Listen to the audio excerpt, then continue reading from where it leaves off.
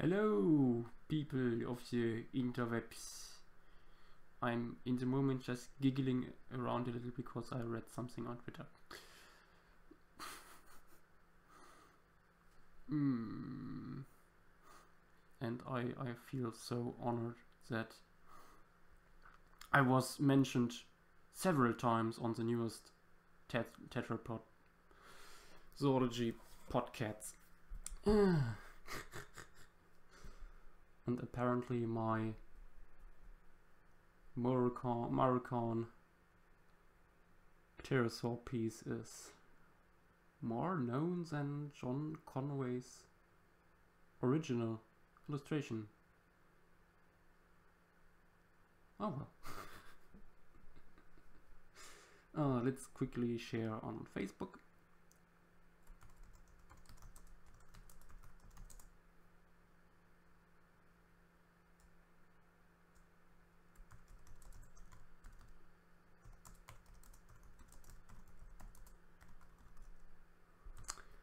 Old stuff in old style is today's motto. Let's do this. In case you don't know, we are doing today a retrosaur stream with extinct animals in old style. So Charles R. Knight, Burian, Mantell, Gregory S. Paul. We will see. I have besides me here this big book by, what is her name? Zoe Lescase, I would pronounce that, with co-written by Walton Ford about historic paleo art, and I can really recommend it. The text is not always that great, but it's definitely an awesome volume.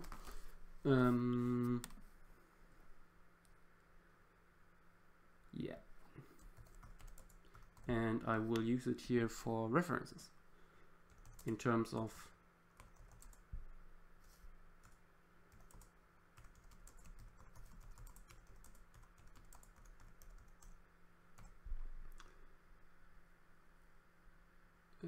for style and so on. Next stream, no Rusty Brown. I can't promise anything. Rusty brown or reddish brown is so often in nature. We will probably need to do a fully aquatic stream because underwater red fades very quickly. if you use rusty brown, you get the big gay. What do you mean by that? I'm not sure. I don't have anything against gay people or something in that direction, so I don't see a problem in that. You can't threaten me with your sexuality. Well, I think let's start. What animal could we depict in what style? So normally we have these two questions. What animal or organism in general should we depict, and in what color, and sometimes in what behavior and so on. But today is also the question what style, what era, what specific artist we should look at for reference. It can be quite challenging because completely immersing yourself in the style of another artist can be very, very tricky. Normally you have to study the art of that artist for quite some time. So don't expect too convincing results here.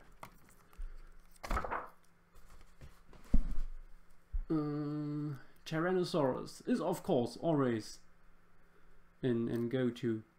Gliding ankylosaur. Maybe we do one sketch with all the silly ideas of the past. Bat pterosaurs. Yes, bat pterosaurs are the worst. I did some time ago a piece, a little comic on DeviantArt called Homopteros, where I show how strange the proportions of pterosaurs actually are by transforming a human into a pterosaur, with some explanations nearby. Sprawling Diplodocus. Yeah, sure, why not? Interesting about the sprawling Diplodocus is that it was an originally German idea. The Carnegie Museum was sending these dippy skeletons all around Europe and the US, and one ended up in Berlin, where it is still today. But when it initially arrived there, it ended up not in the paleontology section, but in the zoology section. And the guy who was working there was a specialist on varanids, on monitor lizards. And because he was specialized in that, he of course saw first the stuff that looked familiar to him when he looked at the bones, and he concluded, okay, this animal walked like a monitor lizard. And people like Heinrich Harder, the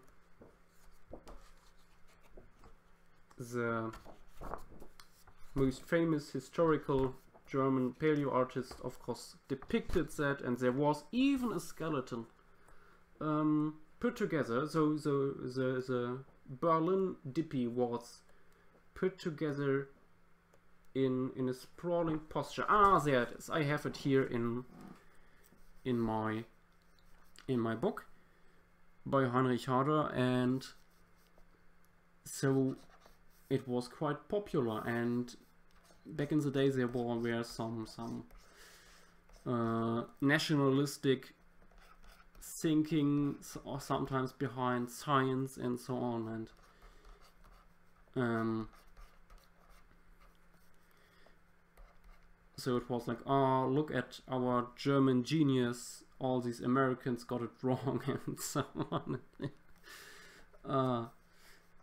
quite cringy. It sometimes is still like this today, but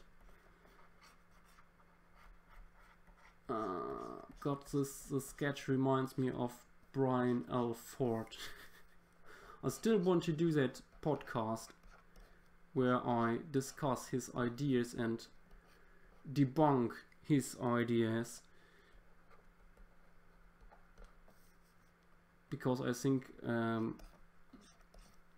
we can't just deal with someone going around publishing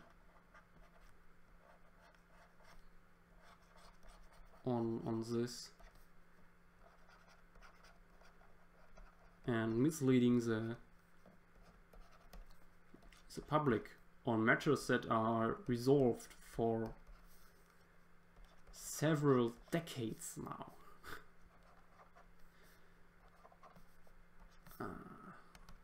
I think this sprawling dippy will be a good warm-up sketch. I think I would like to draw later on some animals that were just discovered a few years ago maybe, but in a style of harder Knight and Burian, in that direction, or maybe Rudolf Zallinger. That could be very interesting to bring the animals that we only know in this modern form back to life in a very old style. Because there are of course many pictures of Diplodocus, not so many with sprawling legs, but with in general in this old-fashioned way with their swan necks and dragging tails and so on. Yeah.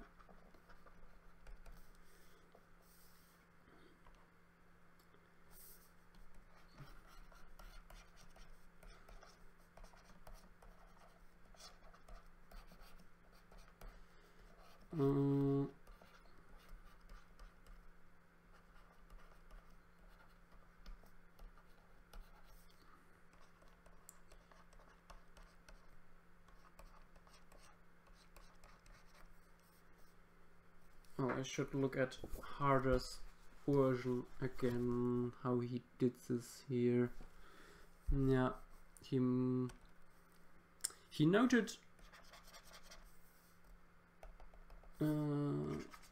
some stuff that I missed here. He actually showed that the neural spines of Diplodocus are pretty tall, although he didn't drew the obvious conclusions that these animals have very strong tendons running along the back here, supporting the massive tail and neck.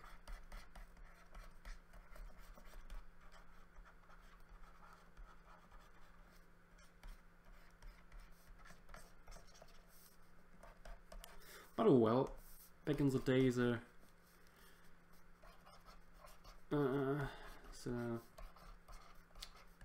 this part of biology weren't that strong yet, so not morphology, biomechanics was very... I'm not even sure if this was already relevant in any case. Sometimes you look back and think, oh, all they did back in the day was describing bones and giving them names. But of course, it's not all they did. Although it, for some time, they surely seem to do. Especially during the Bone Wars, when they dug up all these nice dinosaur skeletons and just were, oh, a nice new species, and gave it a name, and that was it. At least Marsh did it often this way, as I heard.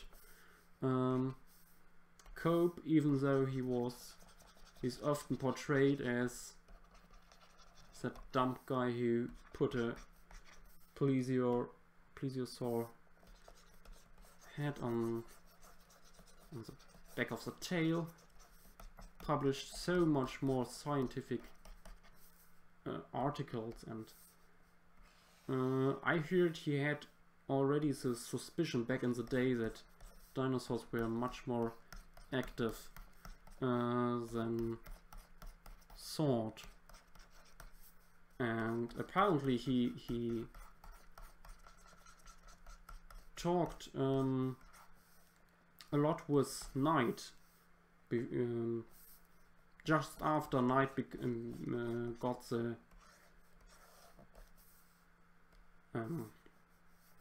the commission to do some stuff for the Natural History Museum in New York. I think 2 weeks after that he died, but it was time enough to give Knight some to give Knight some ideas of how to paint dinosaurs, and yeah.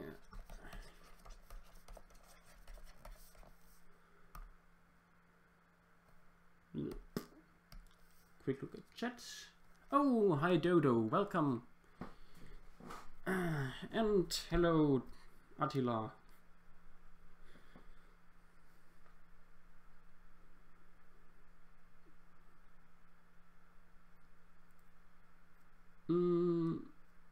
Yeah, Juan, you're right. Bone Wars was in a way a dick measuring contest. In a way, yeah, oftentimes.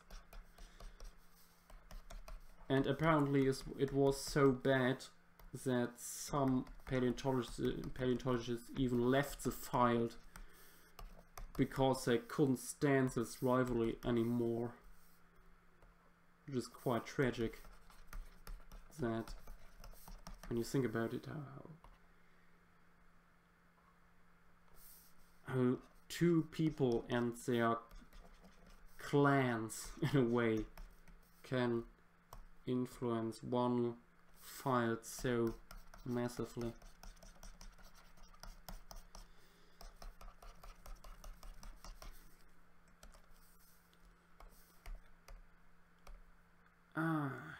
Yes. Nice sliding over the ground. We should call it Diploslug.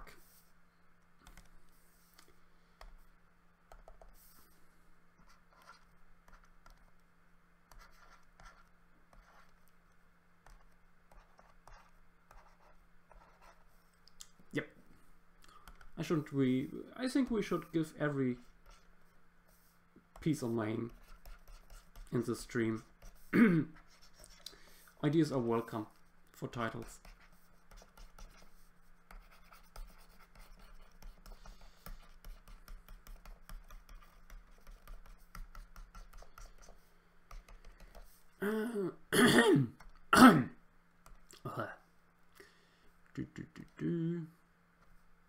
As usual, add some light.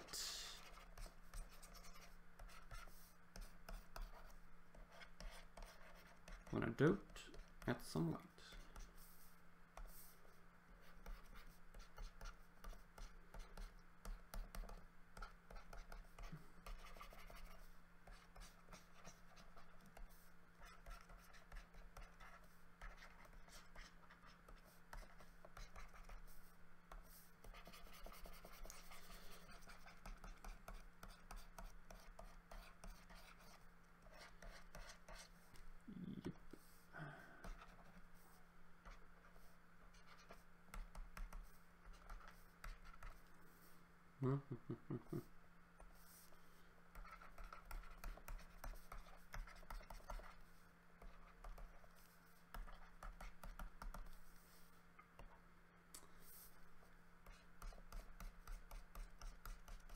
Brian Ford would love this. Let's see, and now of course add some swampy vegetation here. We can't have a sprawling Diploslug without some proper swampy plants here, like these tree ferns all over the place.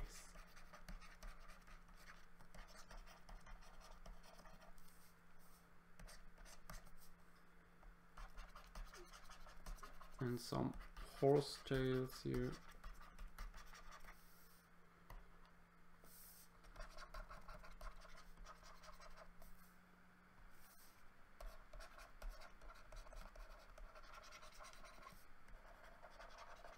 Some small ferns.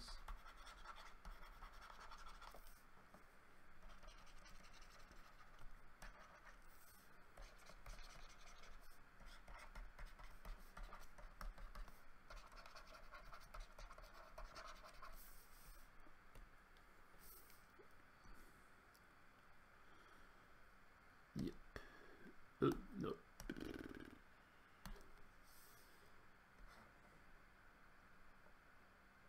This gives it an overall greenish brownish tone.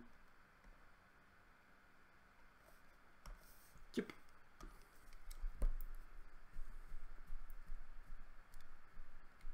The title isn't fancy enough. Oh well, you have to suggest something better. Don't leave me like that. Also, it's just the first sketch of the stream, remember that? We can have much fancier stuff back for the next one.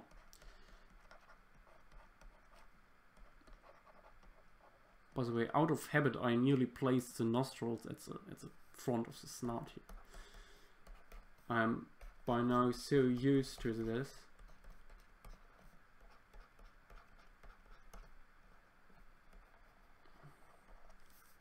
This shows how modern science can quickly become headcanon in a way.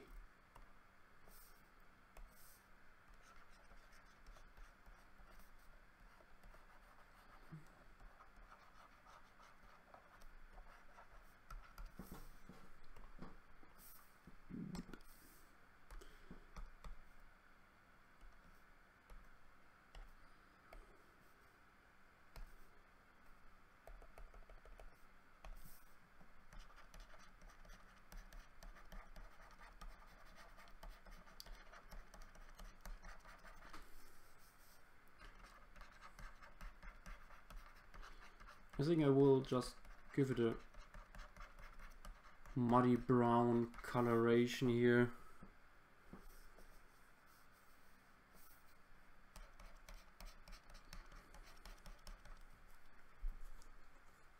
It's strange, Heinrich Harder,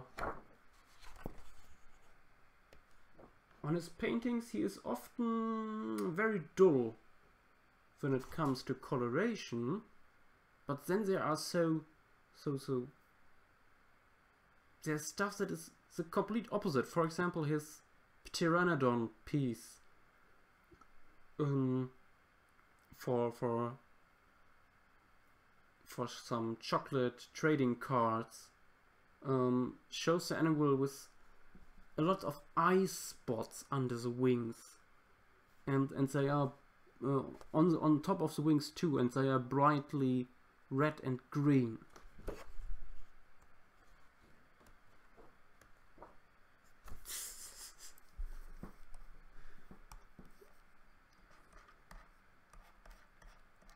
But his Diplodocus is pretty boring colored, and it's not unlikely, you know. So I will probably follow that route as well.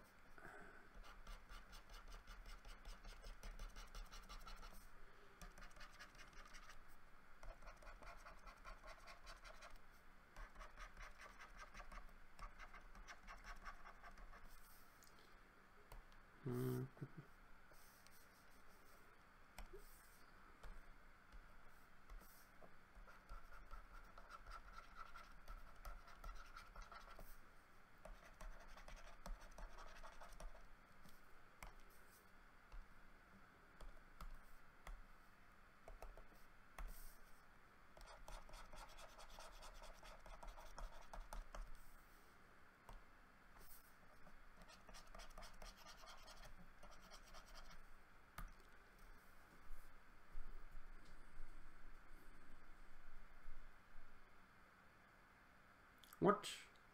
Patrick, what do you mean? Triceratops without a frill.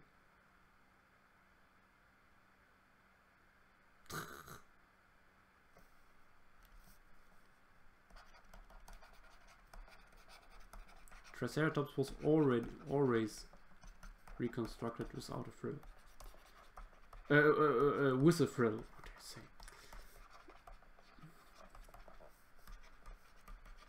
Or do you mean these reconstructions where the neck is basically, the neck musculature is basically filling the wool space behind the frill?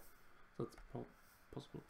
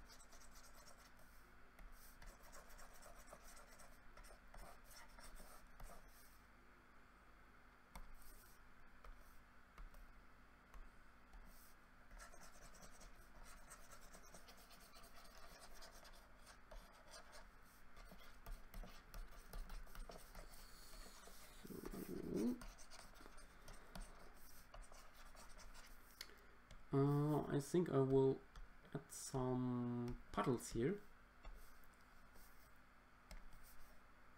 where the color of the sky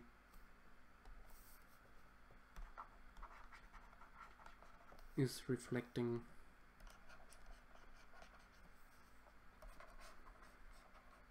to better make obvious that this is a swampy area. Shrek could be around every corner. And here the footsteps are filled with water as well.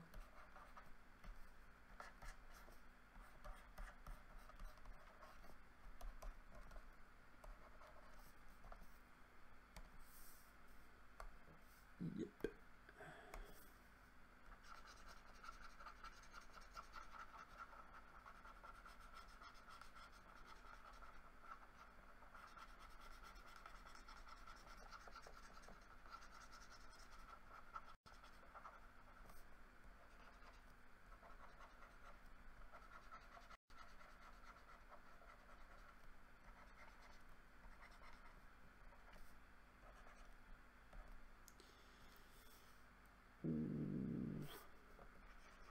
I think towards the back I will make the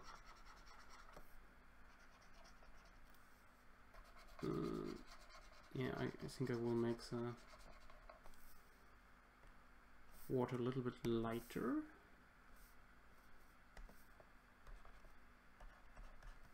fits it better.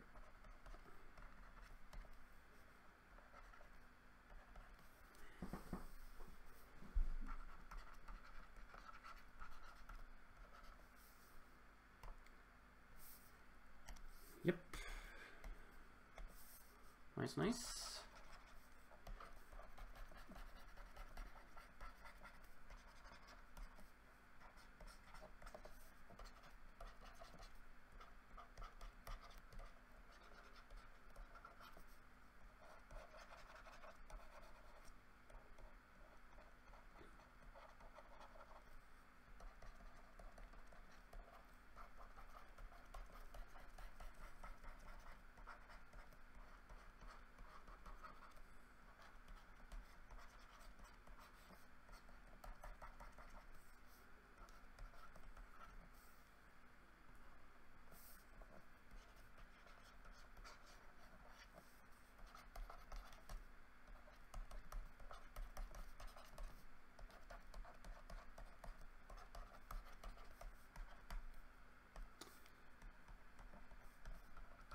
Some wet glittering in the mud here.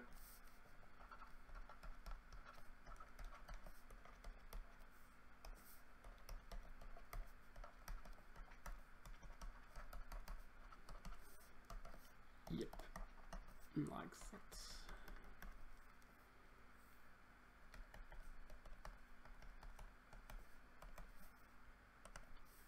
So I think that's a good warm-up sketch. So you can already suggest some ideas for the next one. Diplo slug. Bam! There you have it.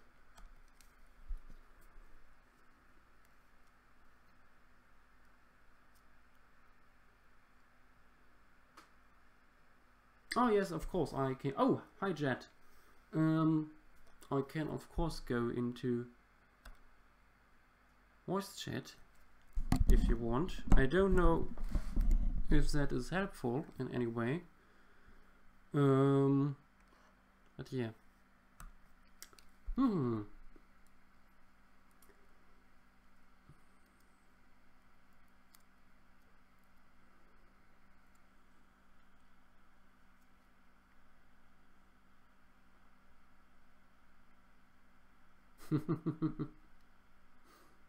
Oh, hi Canon.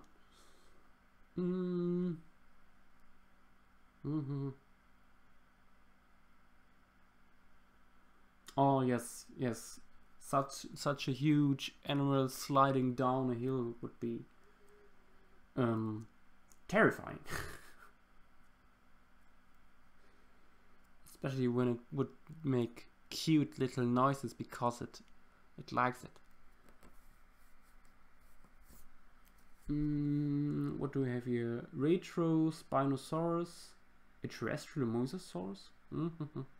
Retro Edmontonia. I think there are actually Retro Edmontonia. Edmontonia is I think the discovery of Edmontonia is further back than you might think. I saw a picture by Charles Ernest. There it is. Yes, Edmontonia. Or is it? Maybe not, but I think it's supposed to be Edmontonia in this picture by night. Looks like it at least.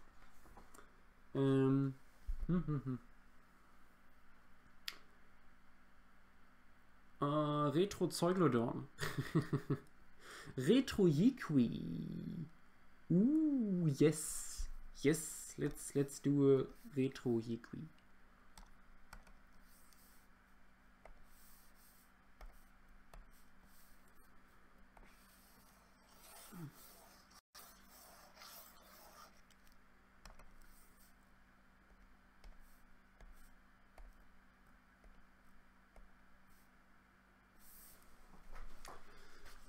So for that I will have a look at some early depictions of pterosaurs, I think.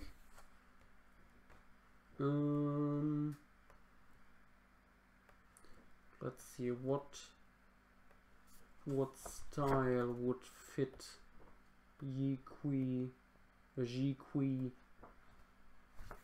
best. That's some Russian cave stuff. Benjamin Waterhouse Hawkins. Not so much. He made them scaly.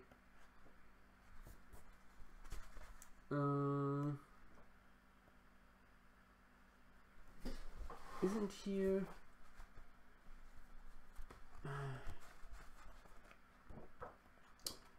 some nice pictures? What is that? Robert Child. It's pretty nice.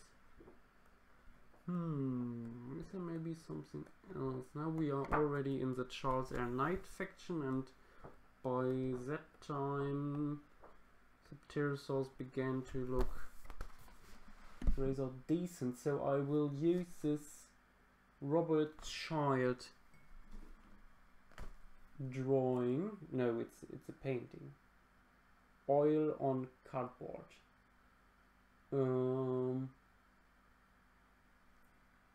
Oh, very nice. This is actually, I never noticed this painting really.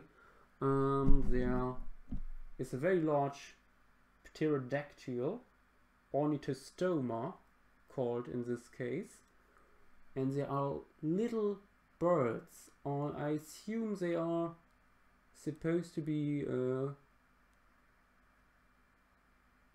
let's see. Can't remember the name now. Shame on me. But they are very small and are dwarfed by this massive flying creature. So it's interesting.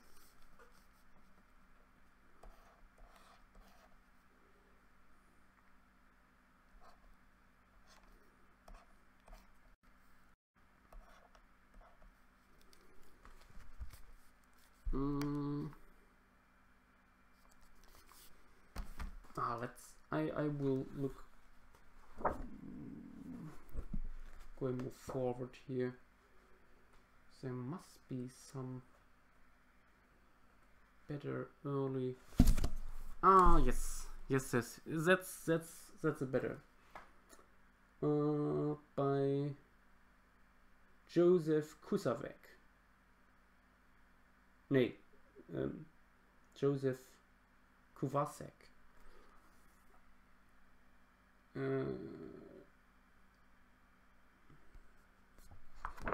No, that's actually the next page. This is from George Devey.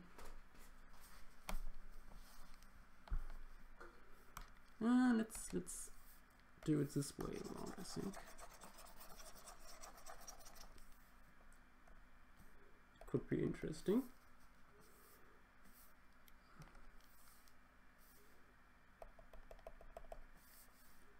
Blech.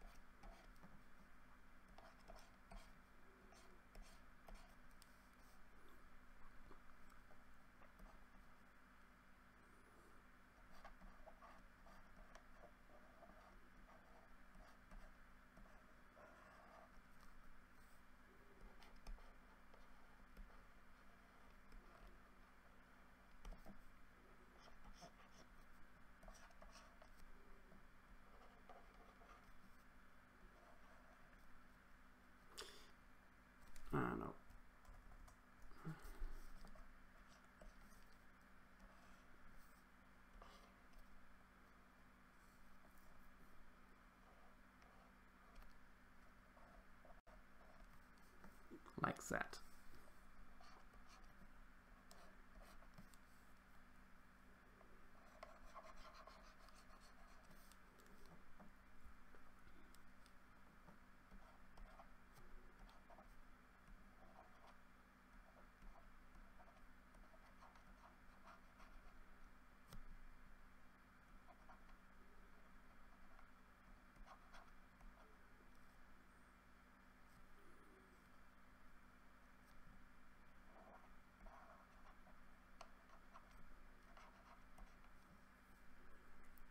Yeah.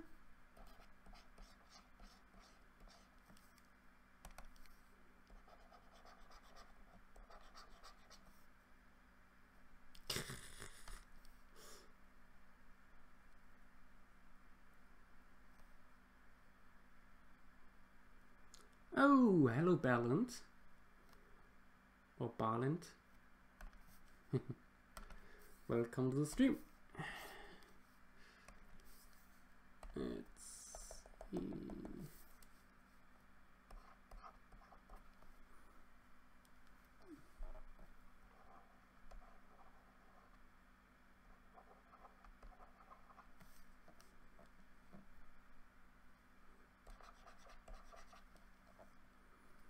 Let's see, maybe another picture here with the pterosaur with open mouth.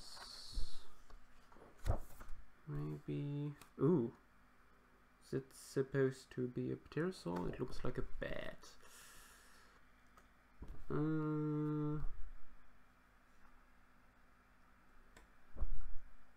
Maybe I will actually try to copy here the style of the printing technique. I'm not sure.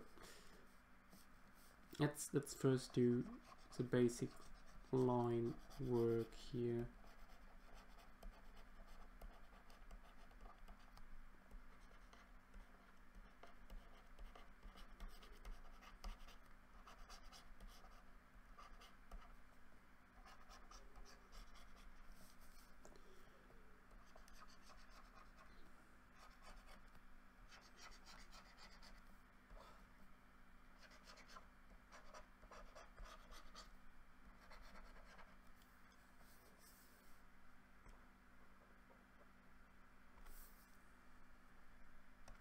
Yeah, I think I will try this.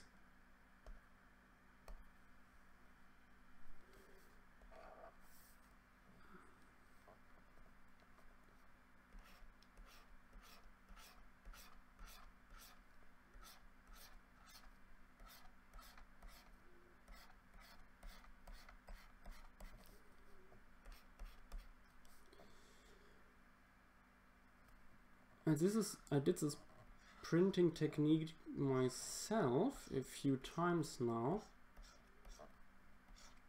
in real life, not in digital facsimile, and I can tell you it can be quite tricky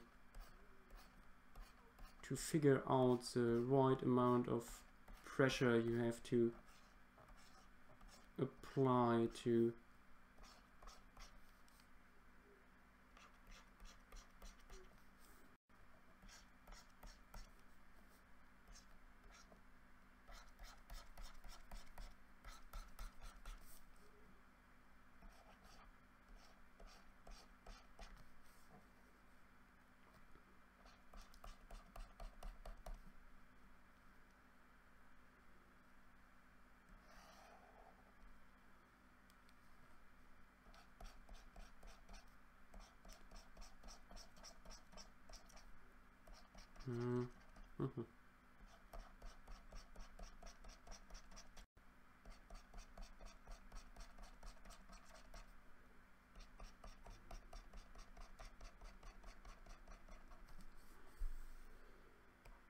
slowly coming back into this technique now.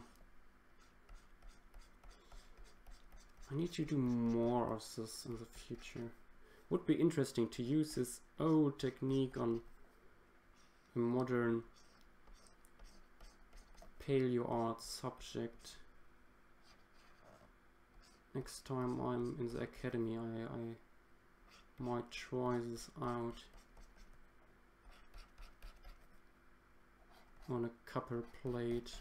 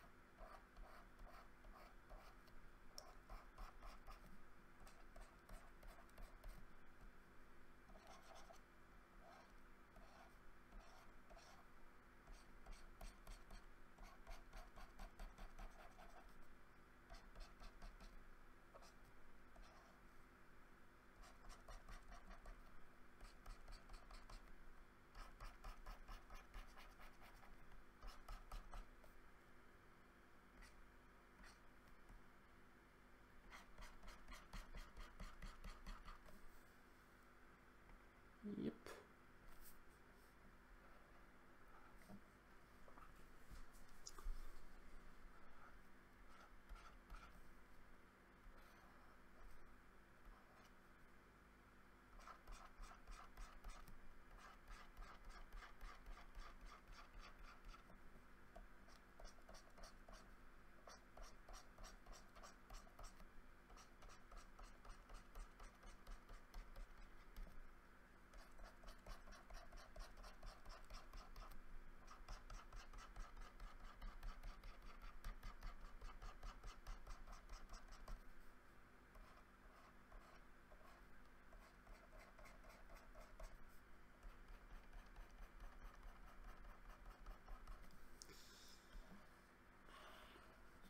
This might take a while, but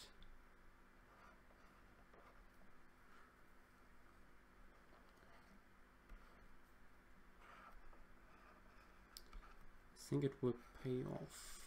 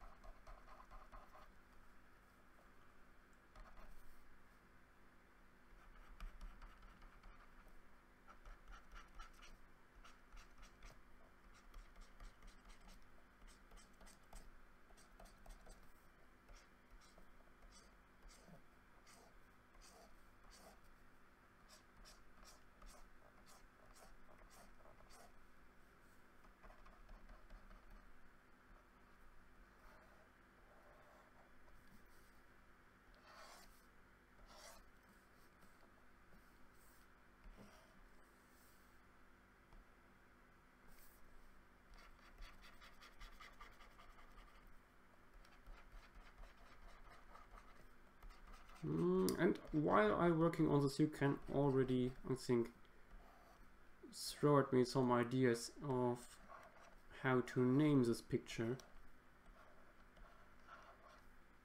Of course, we need surely a title.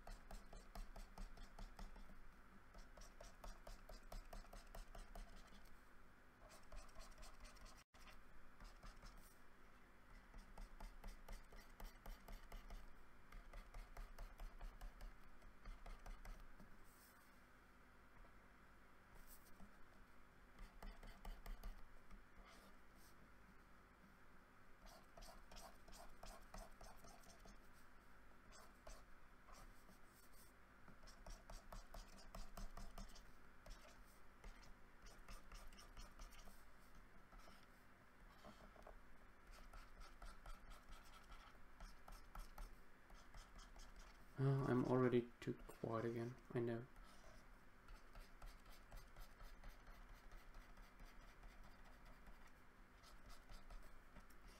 Super focus mode.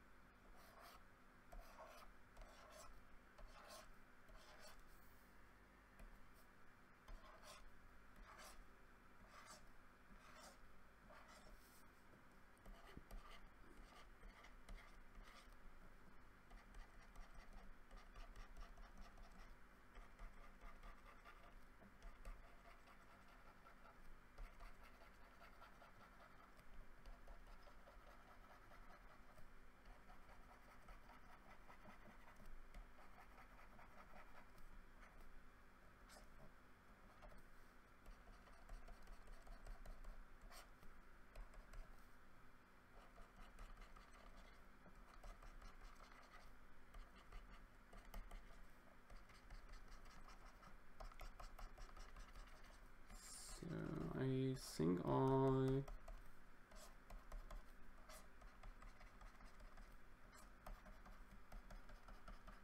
will mostly leave it this way after doing the line work, then make the picture overall a little bit darker and give it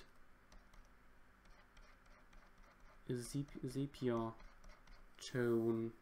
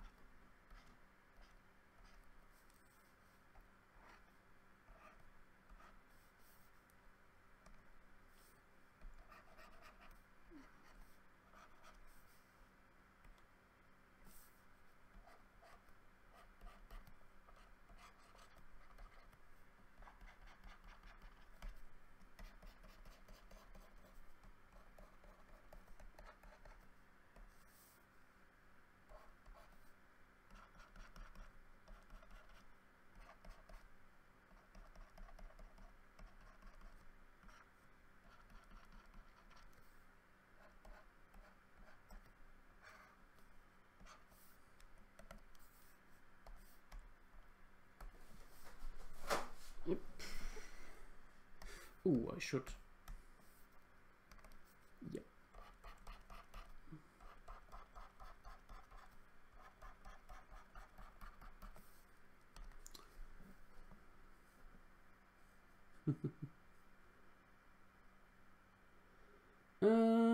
Patrick, this is Yiqui.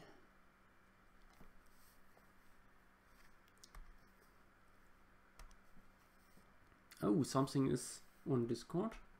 Let's have a look. Let's have a look. Bloop. Oh, first this one. Nice, nice. I see this is the right stream for you. Then, ooh, retro, Diplo. Nice, nice, nice. Looks rainy.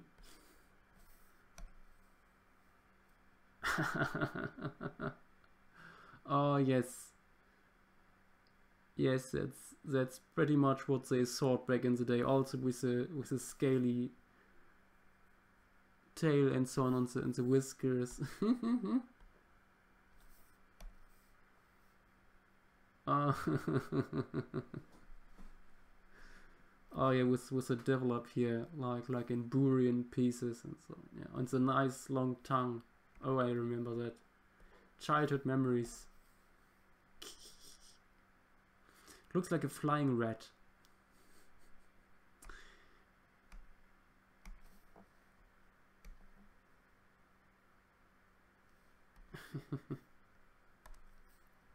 Nice. Very nice stuff, guys.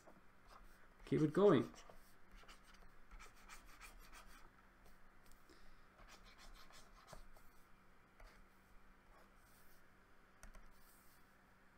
So, I should clean the face a little bit. Too close, too close. I should work this way. Yeah.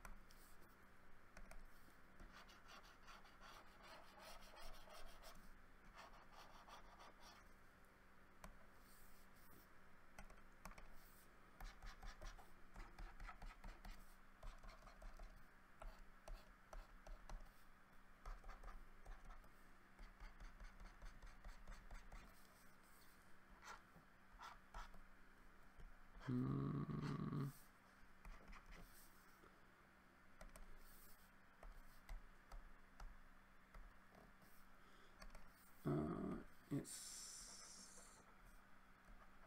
Back here. Yep. And now makes this all a little bit lighter. And this picture over a little bit darker. Oops. Derp. And now final touch is to make it proper sepia.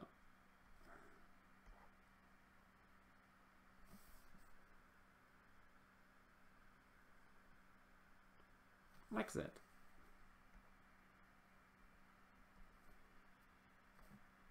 Yeah.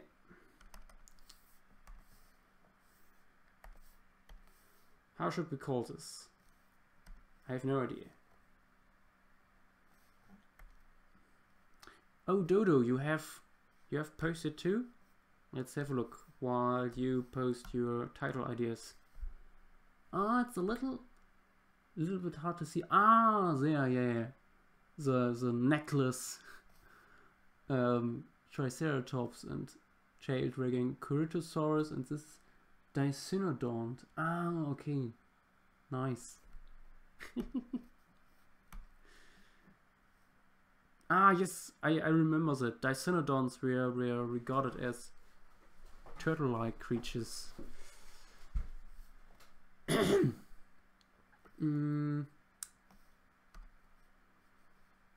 But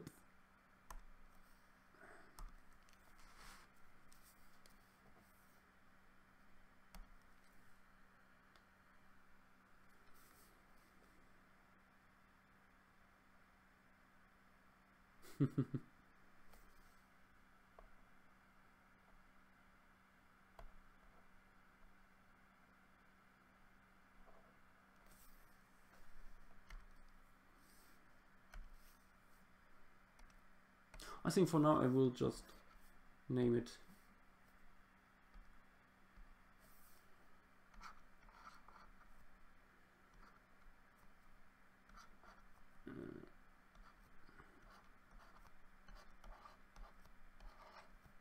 Retro G.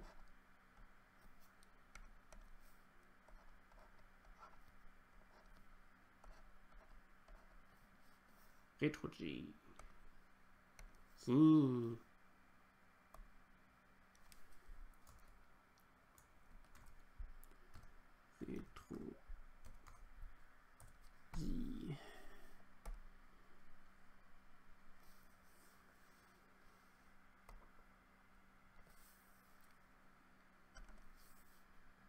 I would like to give it a little bit more background, but that with this technique it would take quite a while.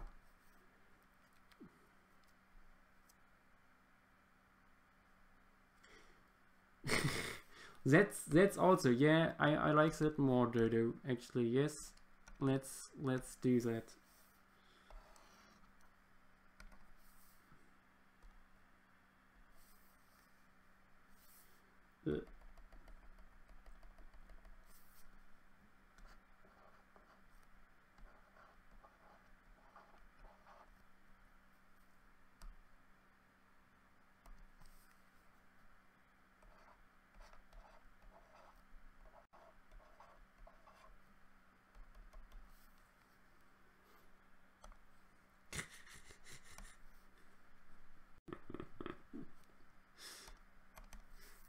Okay, next one.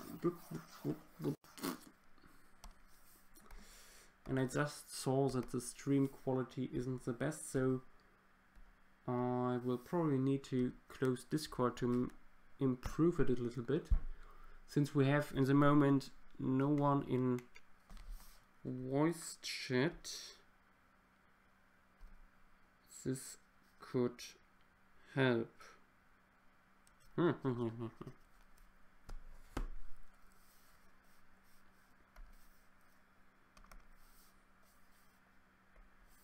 But what's next?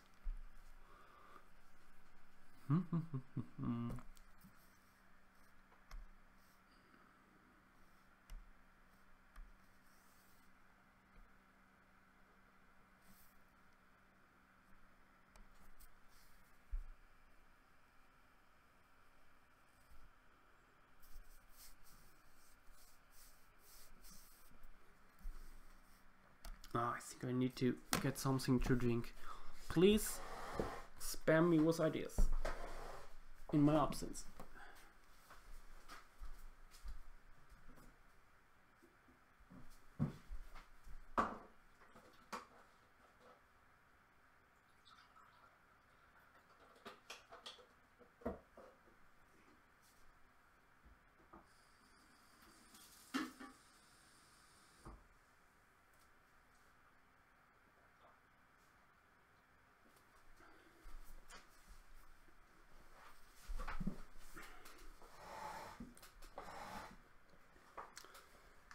Old school ichthyosaur with his big shrink-wrapped eyes. Yeah, that could be nice. Kangaroo Tyrannosaurus. I think we... Let me know. Maybe we should do Kangaroo Tyrannosaurus for the last one. I think the king deserves the last place here. The last word.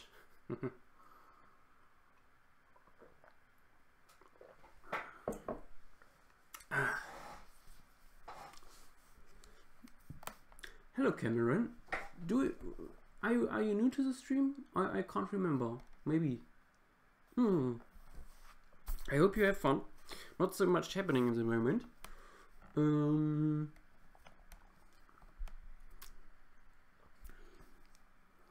there's something new in... okay. Let's quickly share this. Look at that. Now in proper iguana style.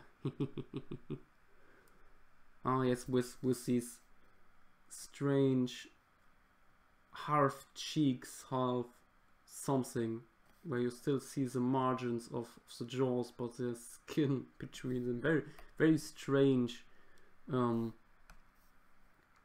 way.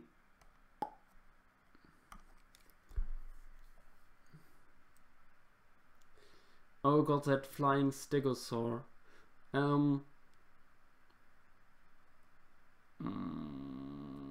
Oh, hey Garrus, welcome to the stream.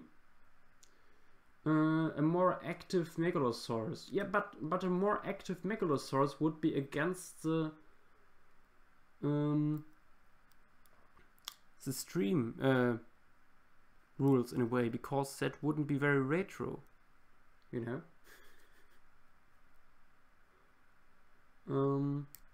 Warthog mammoth.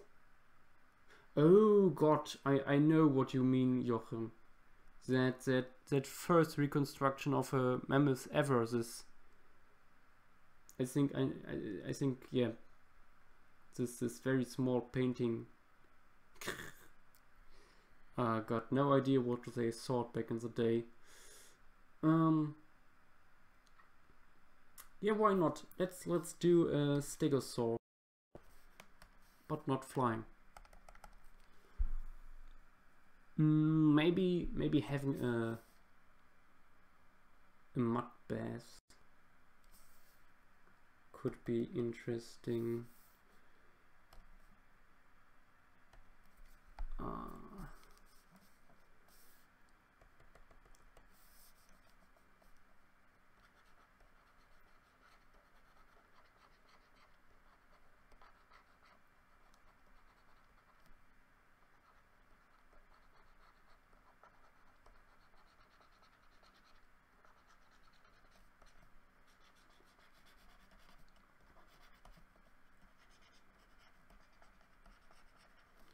Inspired here by Disney's Fantasia.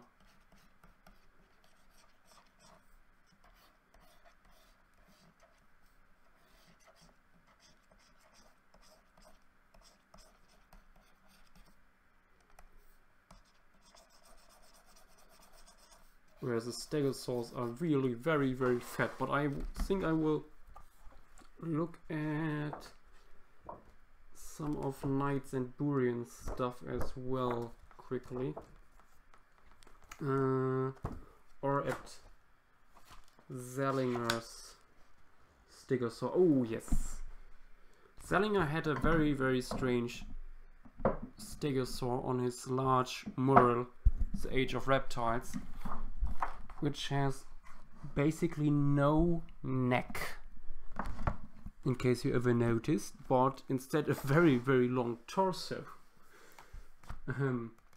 which is quite bizarre. And Stegosaurus is already a bizarre animal, but this is, yeah, snout could be a little bit longer.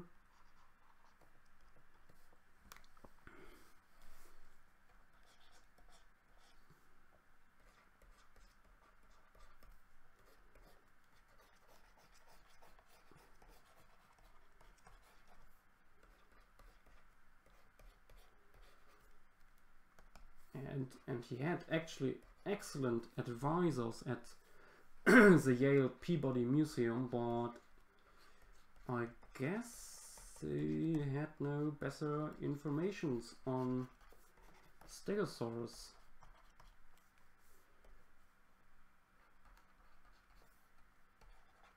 Let's see here, some mud going up there.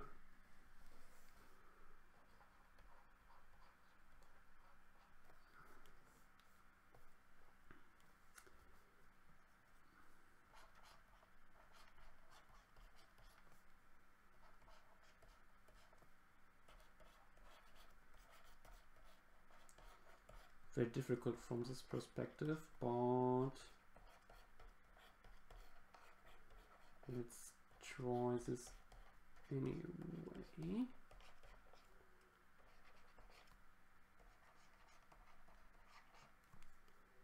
The tails also laying there in the mud, maybe with some bubbles here.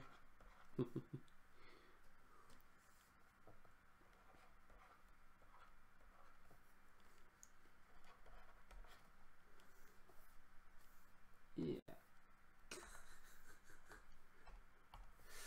I enjoy this way too much.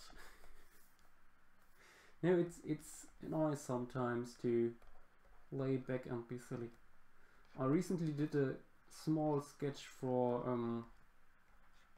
a friend who's currently a friend from Italy. Is currently studying in the UK, and he requested a little sketch of a ceratosaur eating the tail of a brachiosaur from the shoreline.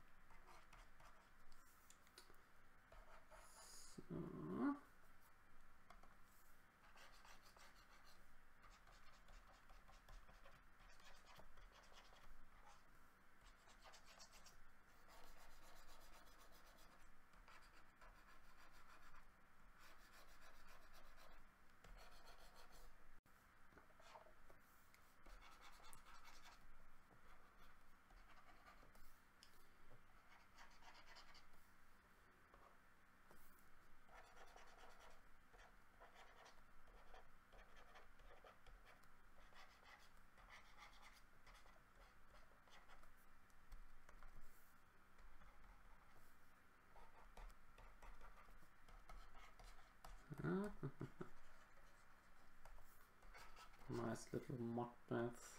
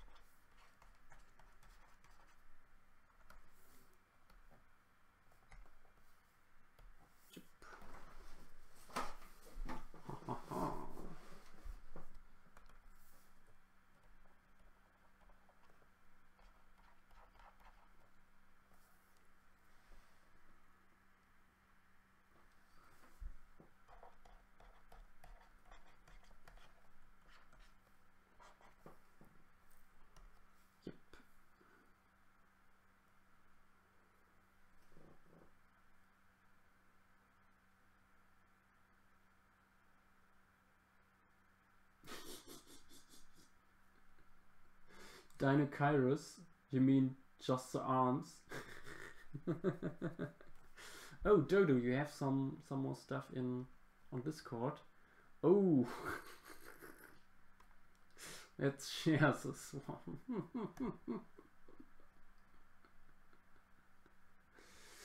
Oh, I love it.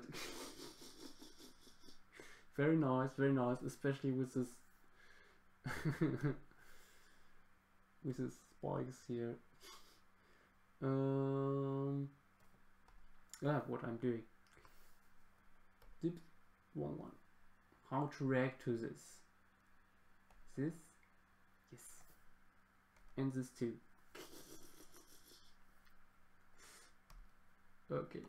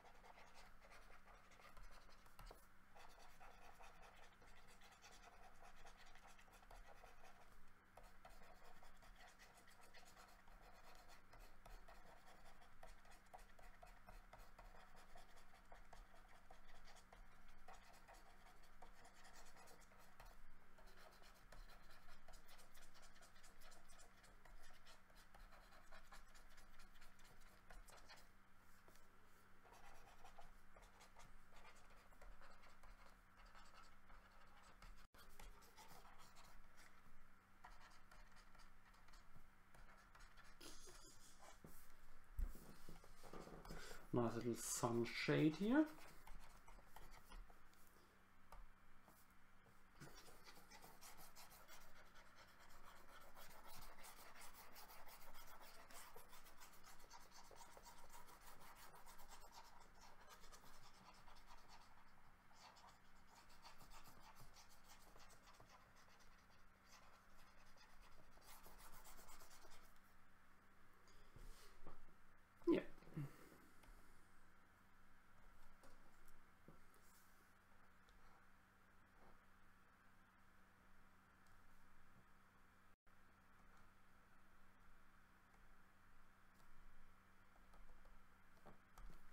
So let's see, what color should we give this animal? The very classic Stegosaurus is nearly always green with red plates.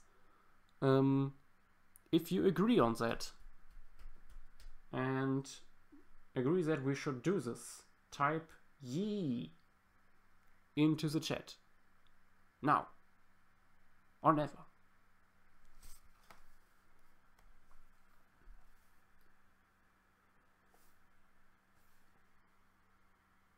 Oh, Garrus, I think that's yours.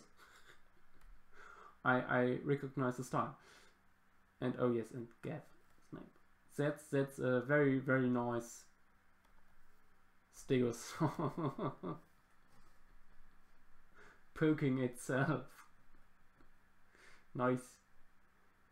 So the back plates look like leaves in a way. It could be photosynthetic.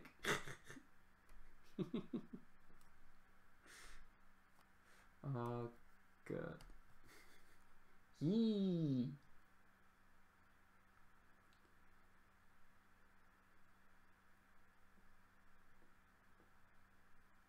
Yes, it's got the "don't kill me" phrase from Fantasia. That's exactly what I was thinking about.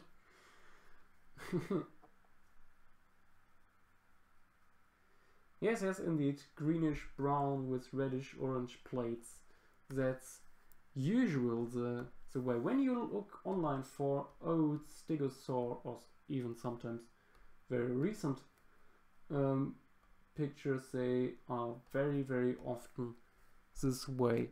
Also on this painting from Zellinger I have here in front of me, it's also this way. Also in a Burian piece I remember from the top of my head, and as a kid I had a puzzle of 3 stegosaurus, and they were also in that style.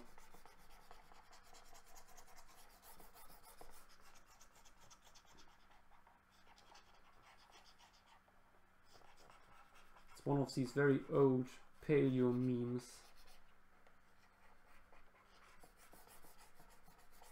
which was able to hold its own for a very long time, I must say.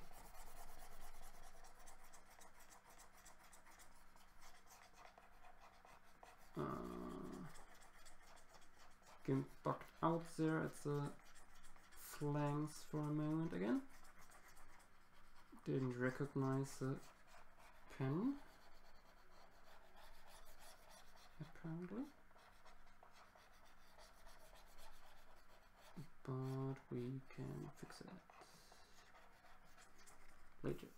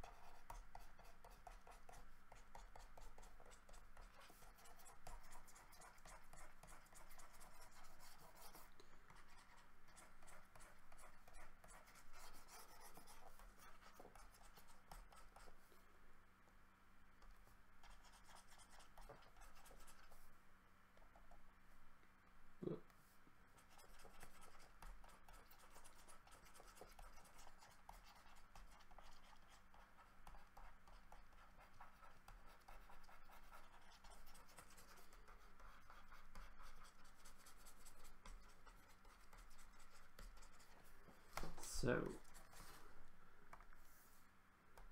and now the reddish plates. Try to find the right spot here.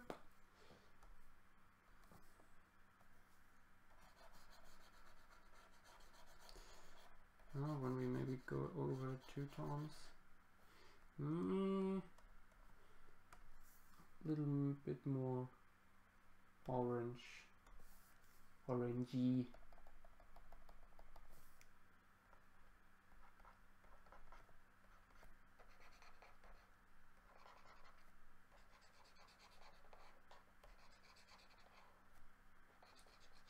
Yep. Oh, I just saw there, I forgot a little bit of green skin. It has now this wonderful orcish skin color. Could be straight out of World of Warcraft.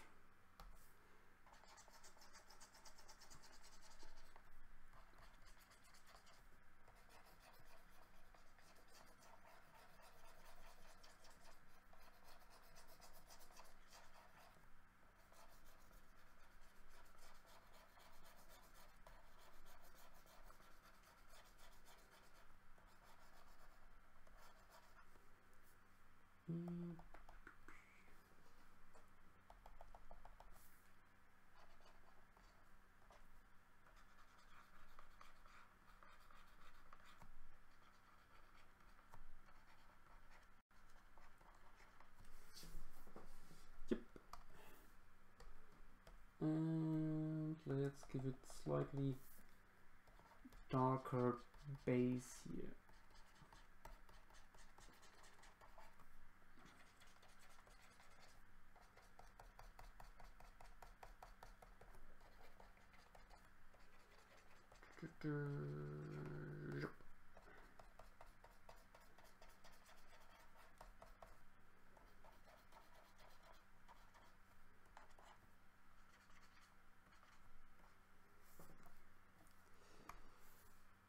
Oh yes, and I forgot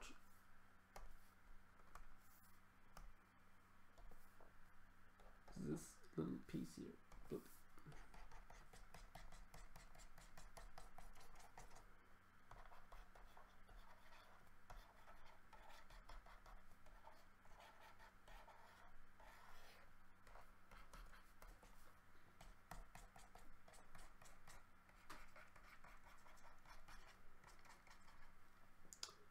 yep.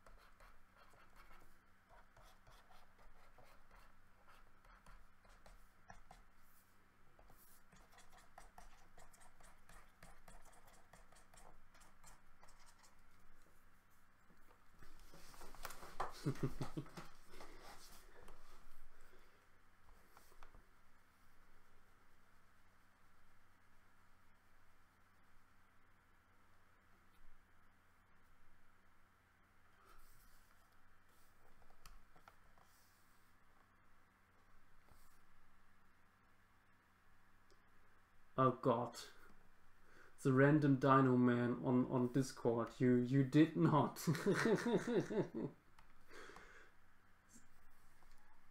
This is just, oh god, in-game footage of Jurassic World Evolution, yes. Oh god. Every time I see Jurassic World Stegosaurus, it makes me cry and cringe and all sorts of bad stuff.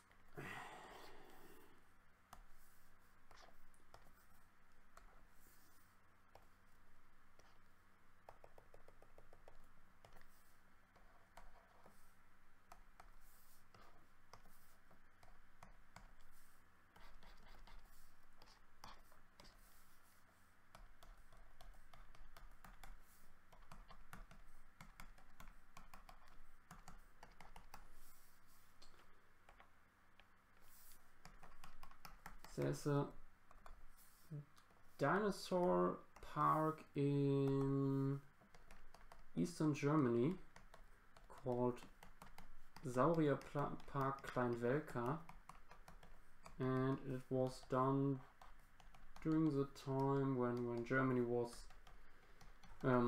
divided into two parts: the Russian influenced DDR and the western part, which was more influenced by the Americans in terms of government and so on and ideology. And that was that park I visited a few years ago, and the guy who began building all these models and so on, he had not much to work with. He even struggled with the administration because of course his models needed a lot of of material, especially concrete. There were no plastic models or something. These are very massive models built out of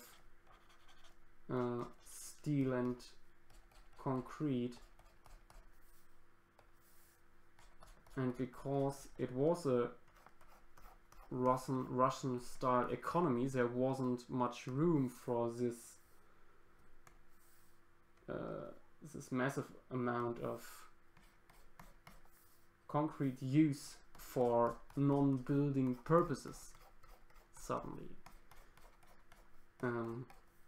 But he made it extremely well done, at least most of them, models, and in a way they in them is preserved this old-fashioned picture of dinosaurs and other prehistoric animals.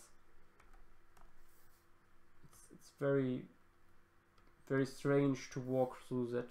Nowadays they have some more modern models as well there, and there are huge playgrounds and so on for the kids to play, and some new parts are planned on, but strangely enough they stayed for a very long time true to the retro style of the original maker, whose house and garden are now part of the park, by the way. The oldest part of the park is his garden, essentially.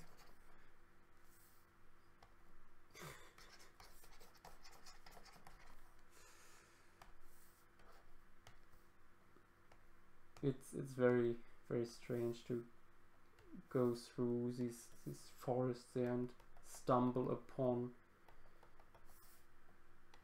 50-40 years old models of very well preserved models of retro dinosaurs.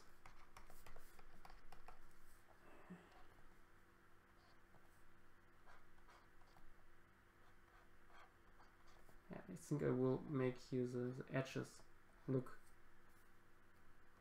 a little bit thicker, because that's often the case with these retro stegosaurs. They totally overestimate the thickness of the plates.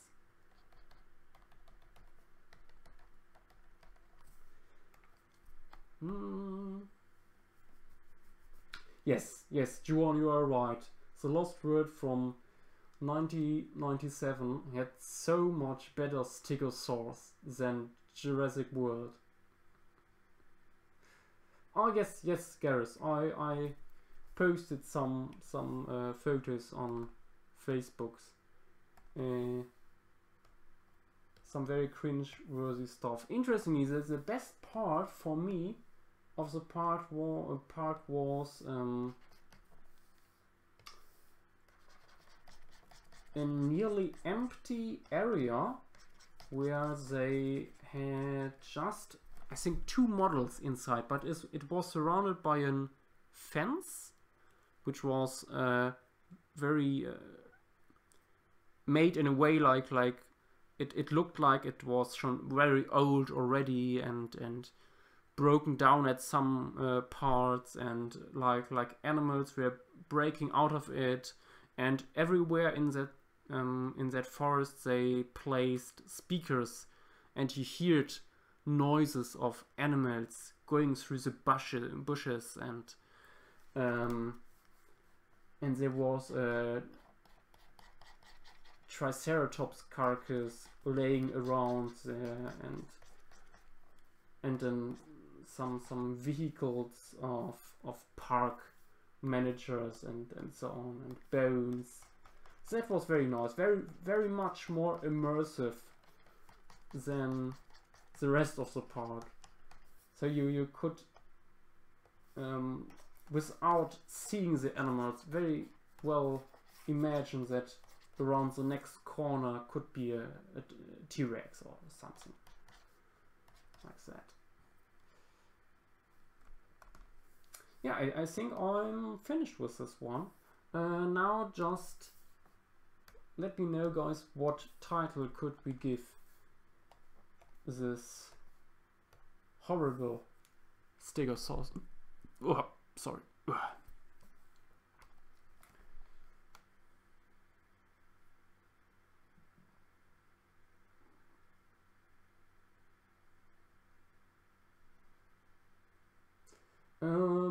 Random Dino Man. No, I haven't seen the Blu-ray cover for Stego Jurassic World. Do you mean Jurassic Park 2? Is it very, very cringy? Actually more retro than the film. KR, it's actually not possible to post links in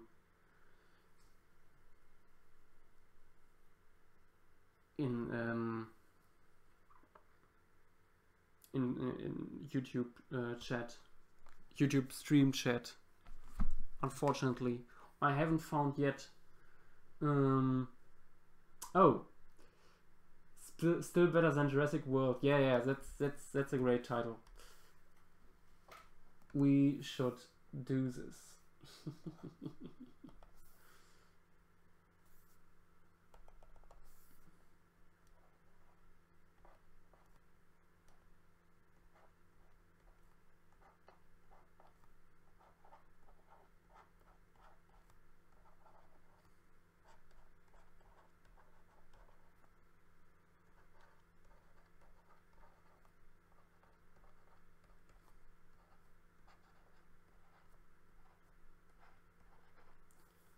Still better than Jurassic World. Oh, it looks okay.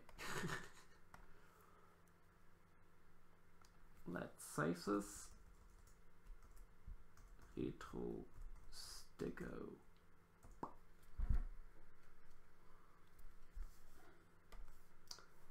Yes. So let me know what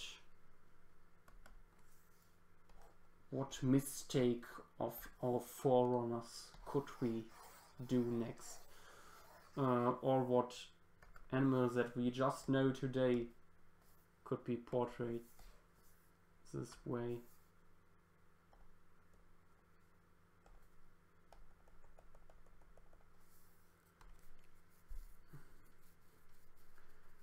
Oh, I think I have to Google that Blu-ray cover. I haven't seen that one.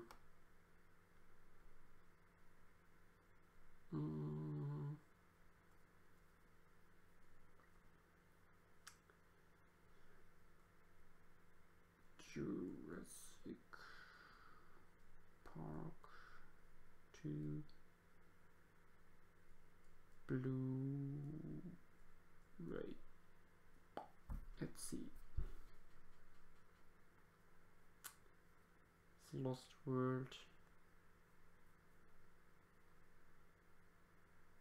Oh.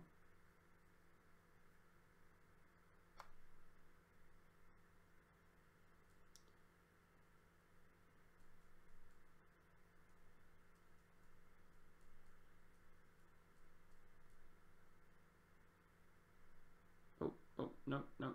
I don't want to go shopping.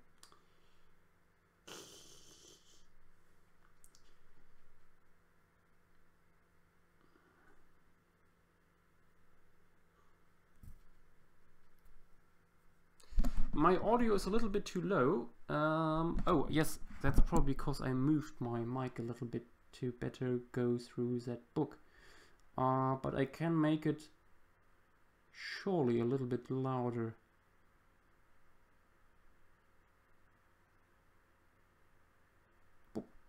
I hope it's okay.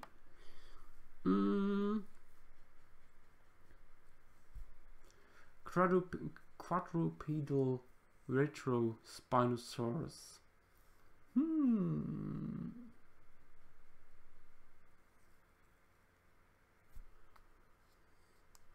What? You put some drawings on Discord without me noticing? Shame on myself. Let's quickly have a look at that. Scrolling up. I have seen that. I haven't seen these actually. Ooh, Retro Ceratosaurus, Trike, Curtosaurus,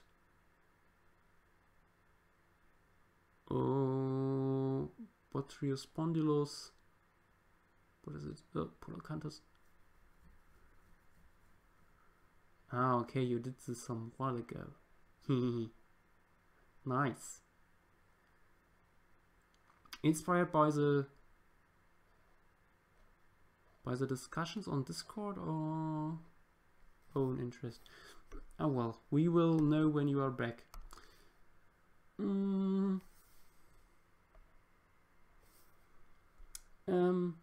Yeah, Juan, let's do a Spinosaurus, because Spinosaurus is love, Spinosaurus is life. I will quickly look at the original Spinosaurus skeleton drawn by Stromer.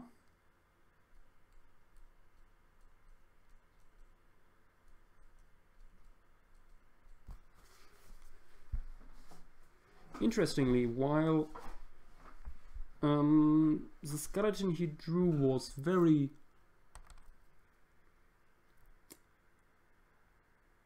let's say very conservative and uncreative, his writings were actually way ahead of his time when it comes to the ecology of this animal. Also interestingly, he got the shape of the torso very much right, as I just noticed here. This very long and slender torso.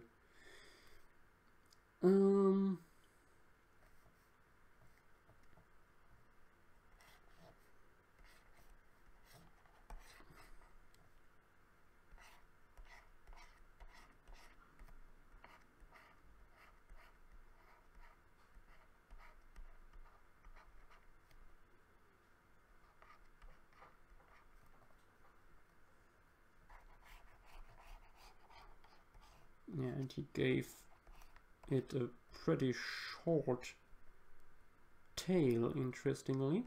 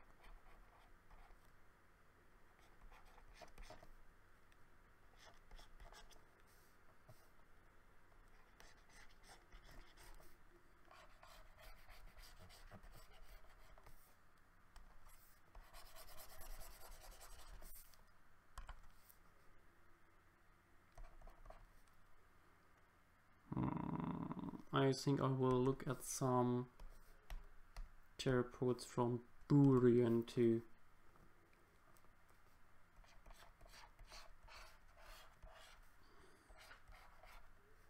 complete this one.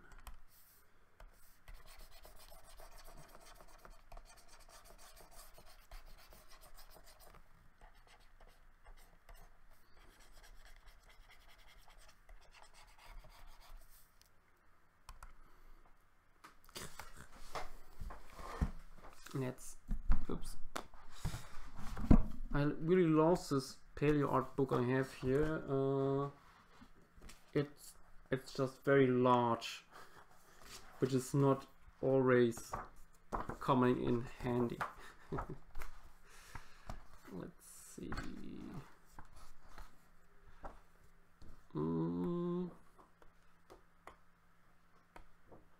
I don't think Burian ever did a Spinosaurus, but maybe we can use some of his theropods, like this Allosaurus, for example, as a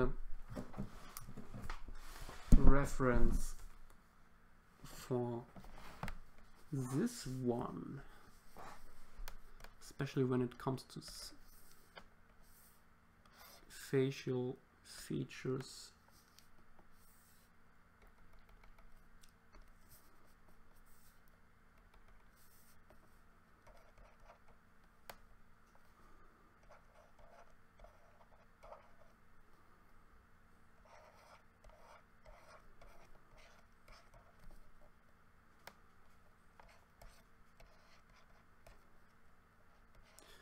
Of course, always shrink wrapping is the way to go.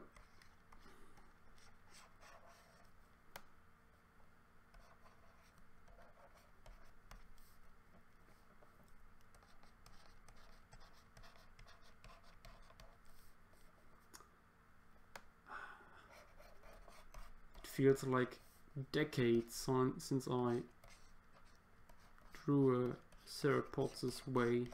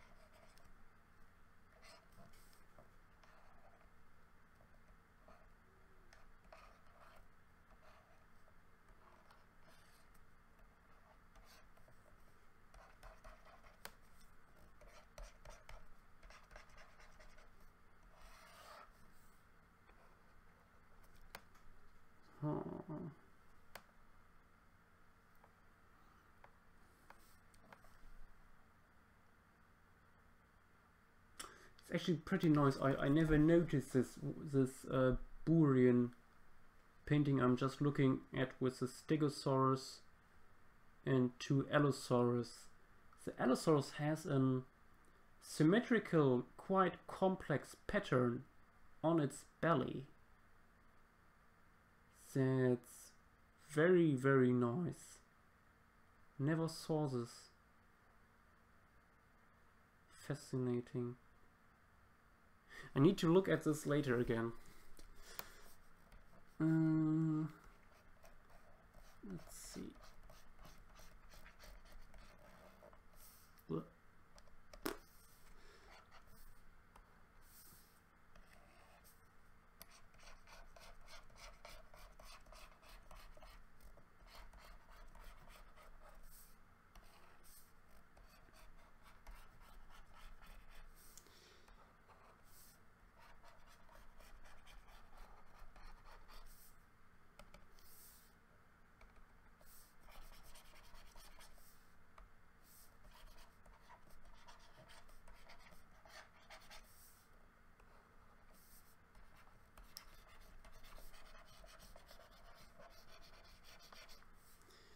Strange how long Spinosaurus was ignored in paleo art when you think about it. The animal was known for quite some time, but at least in professional paleo art it was mostly overlooked. And I think the first who really took a closer look were illustrators for children's book or something like that.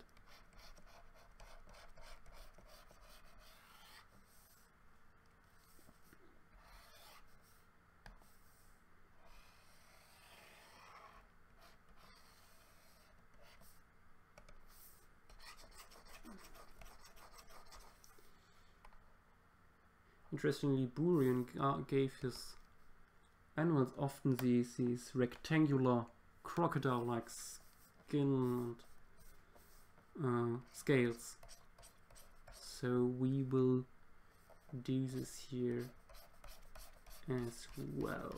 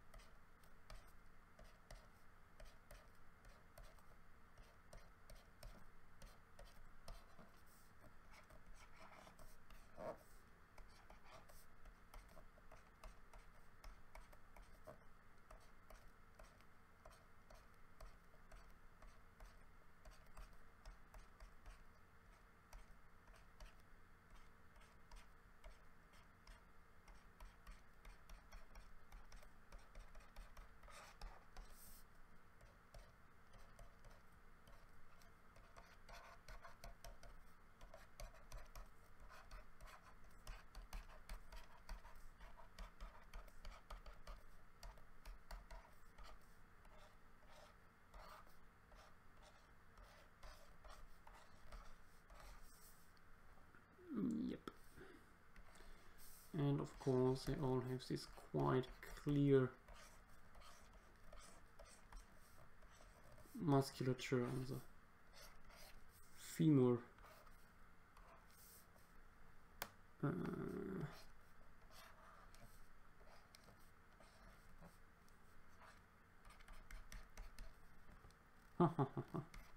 Actually, he made his feet often very bird-like.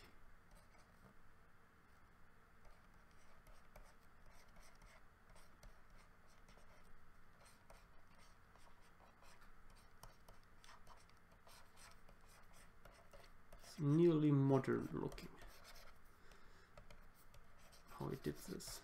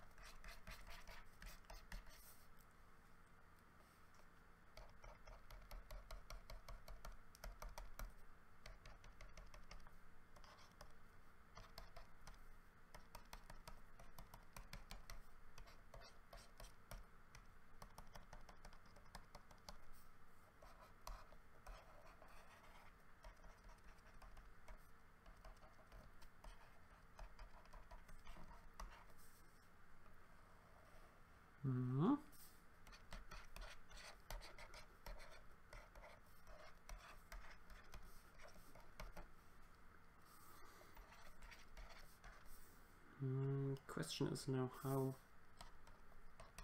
how to cover the sail.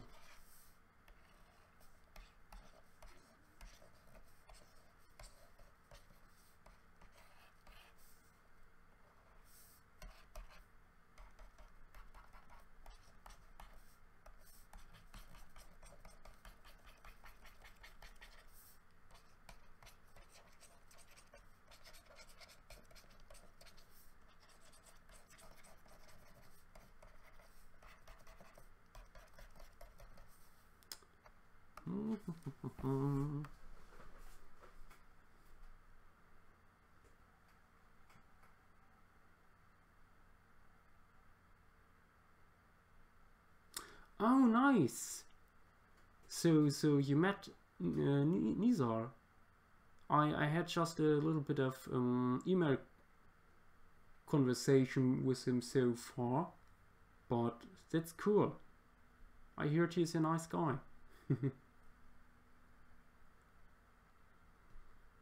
Yeah, this Spinosaurus has somewhat a resemblance to Pseudotsuchians. And that's maybe also one of the reasons why Dimetrodon was often described as a dinosaur, because hey, there is this large meat eater from Africa, Spinosaurus. He has such a tail, a sail. So this guy too. So this must be a dinosaur too, you know. Obviously.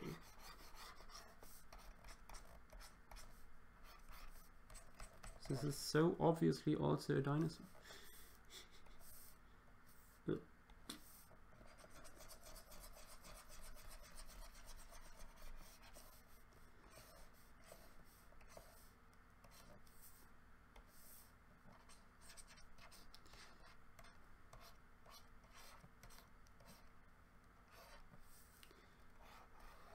So question of course is how should we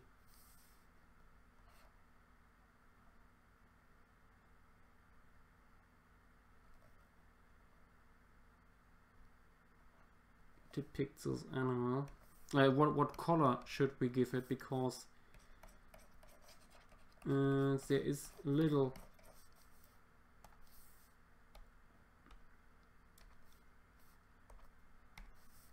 work I could use.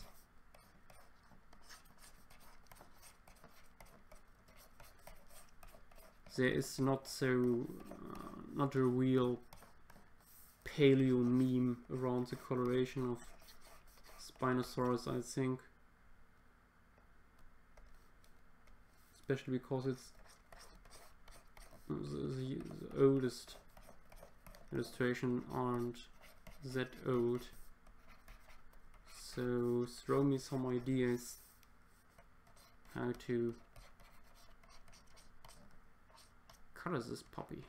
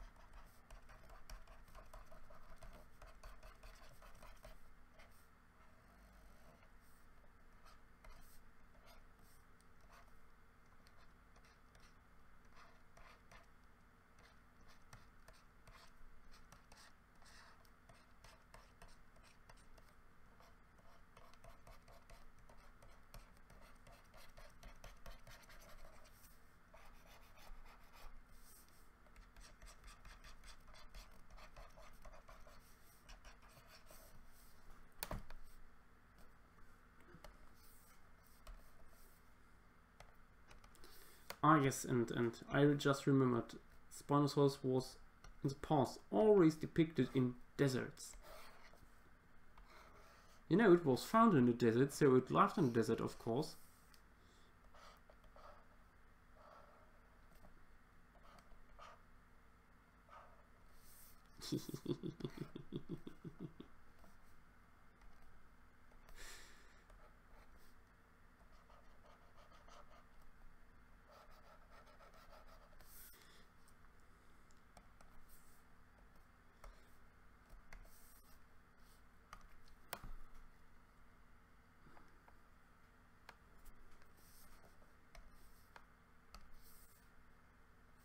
Come on, guys.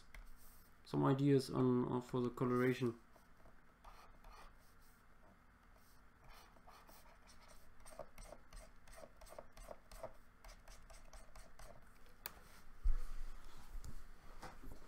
Otherwise, I will just flip through this book here and use a random theropod as a reference. Although some of these are just black and white. Maurice Wilson, for example, has some stuff we could use.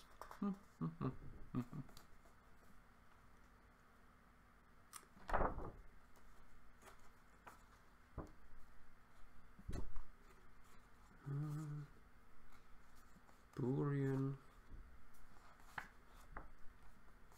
Could give it the coloration of Burians. T-Rex.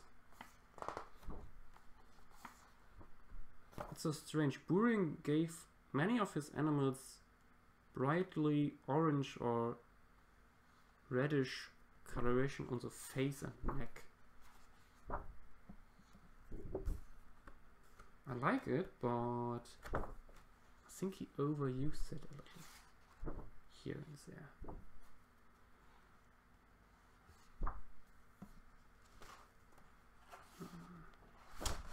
I could also make it plain gray, like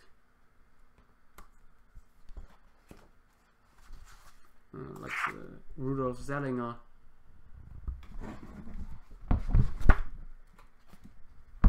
T-Rex.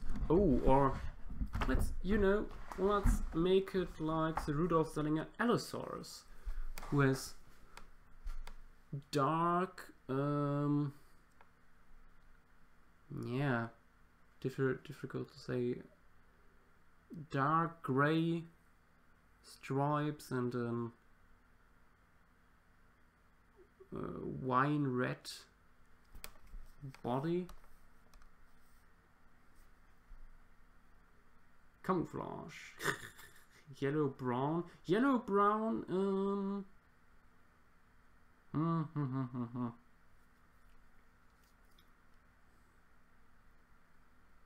Tumbleweed. Yes, I should include some tumbleweed. That's true. You are totally right.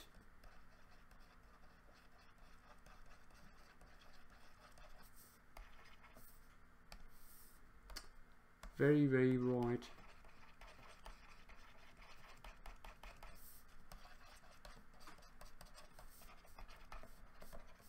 And some texture on the ground would be nice too. I think I will just go with this version of Zellinger here,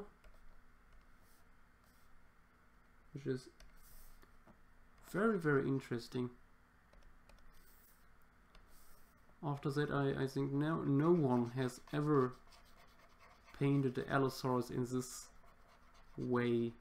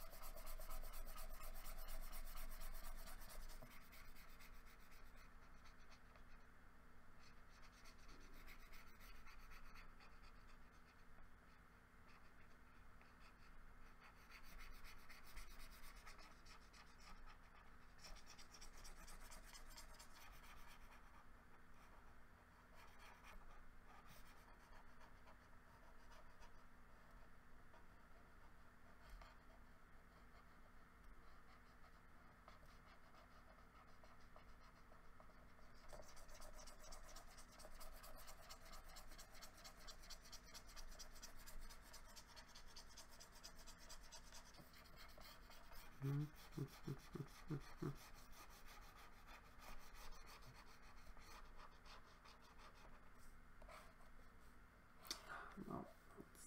way.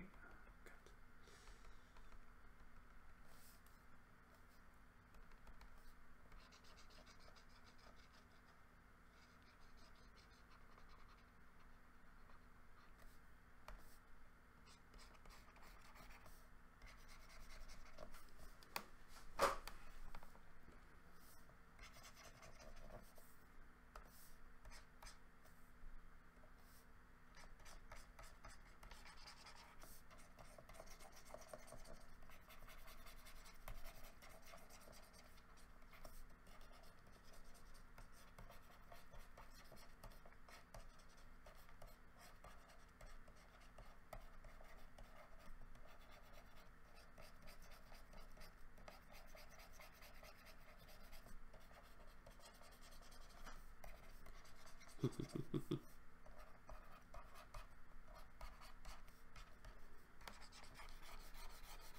I like how this animal now sticks out so very much out of its sandy surroundings, so very unfitting.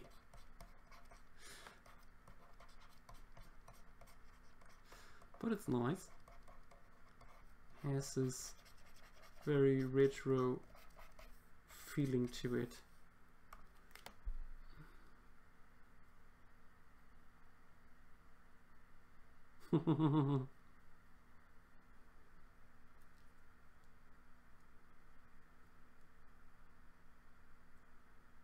Yeah, only the sail pops out of it from the sand. Yeah, that.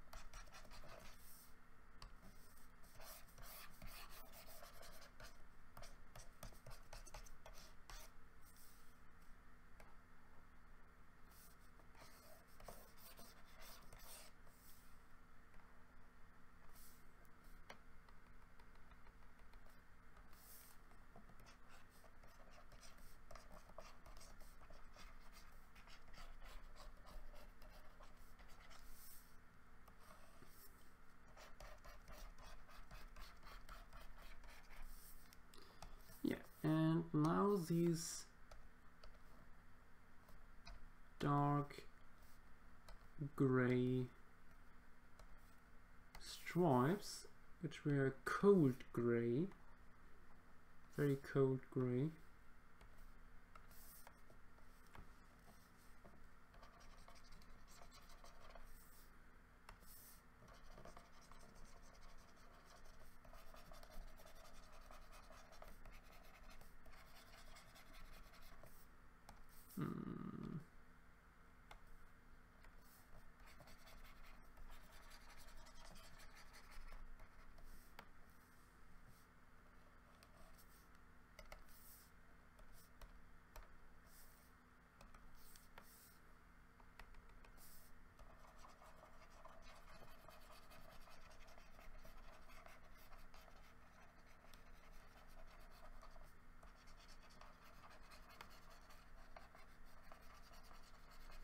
I wonder just now that as I see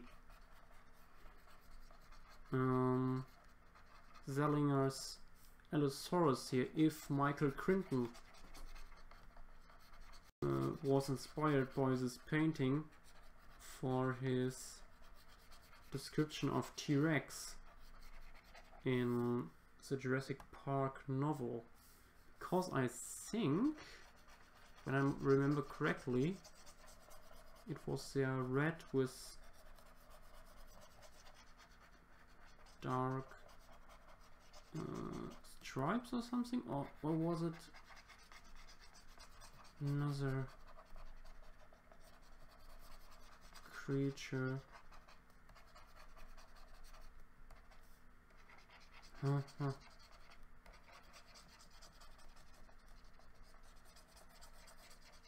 Can't remember. Maybe I'm totally wrong.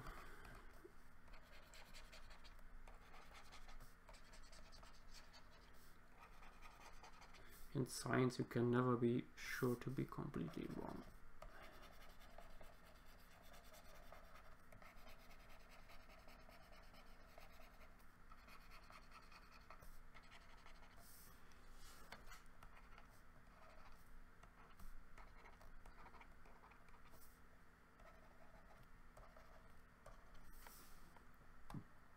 Yep.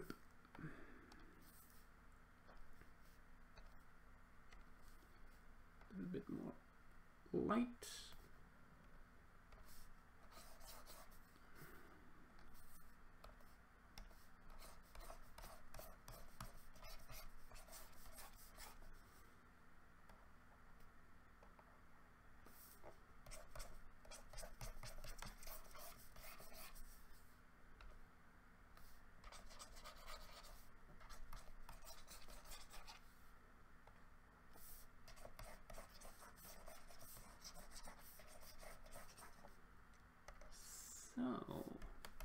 I think I'm finished, and you can suggest a title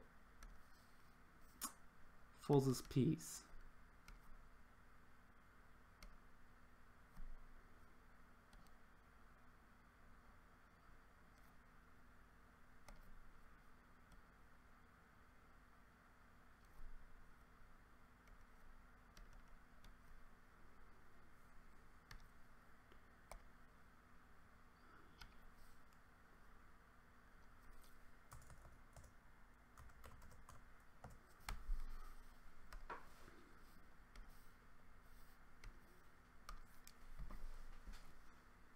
Oh, good night. Good night, Garrus.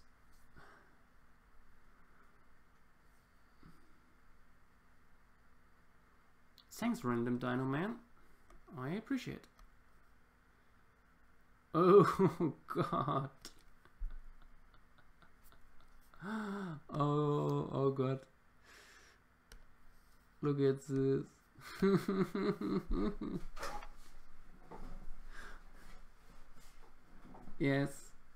Yes, Gareth, you're right. This is where the Spinosaur evolution was heading. Into darkness, for sure. Oh God.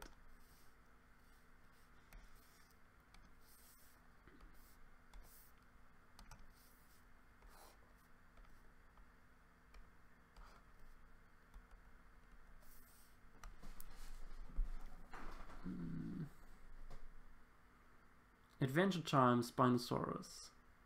As a title? Yeah, sure, why not? Yeah, and you can already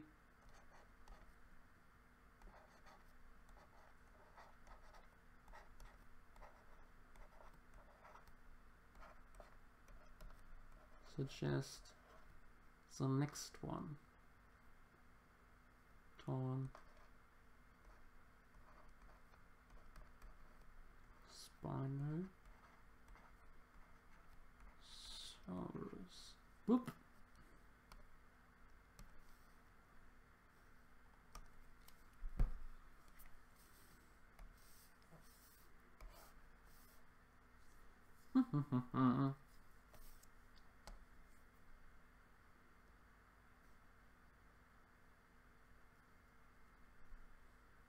Damn, we are fast tonight. Already 4 finished.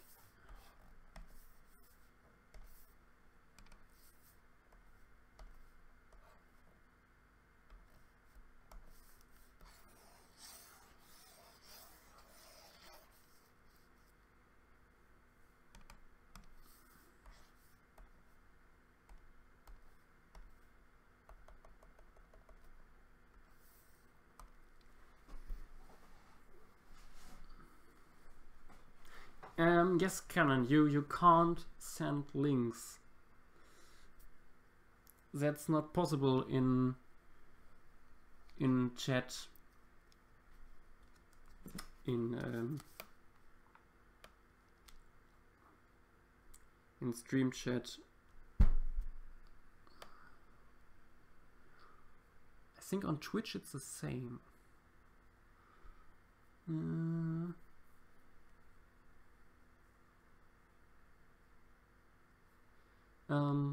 Yeah, let's do a Compsognathus. Swimming.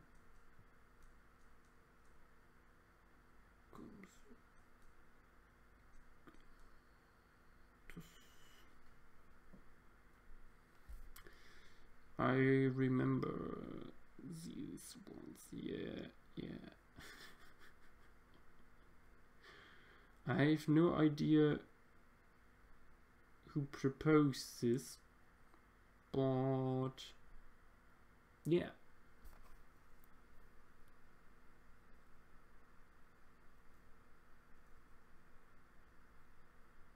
Oh, okay, Canon. Yeah, it's unfortunate, but yeah, you can't share the stuff in chat. Yeah.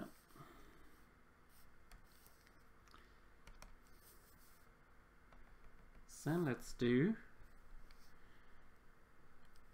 a swimming Compsognathus.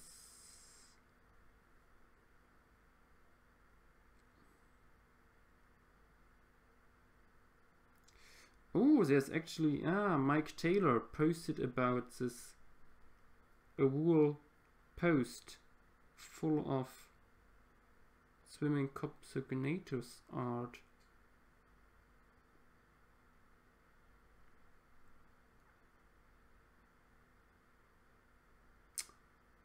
Nice.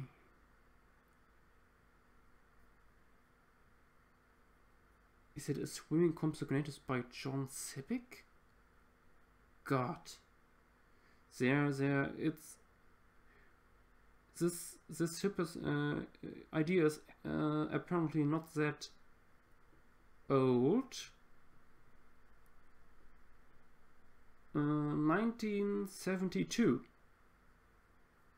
is this one paper he cites here. Damn it. Okay, what to use here?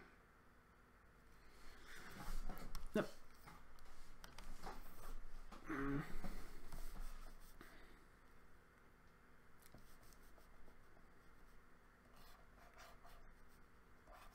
I think I will make this retro animal even more retro and giving it a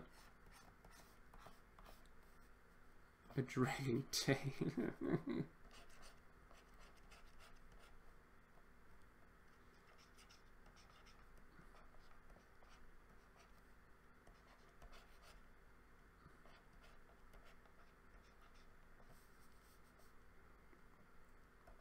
And these weird shoulders it got here, and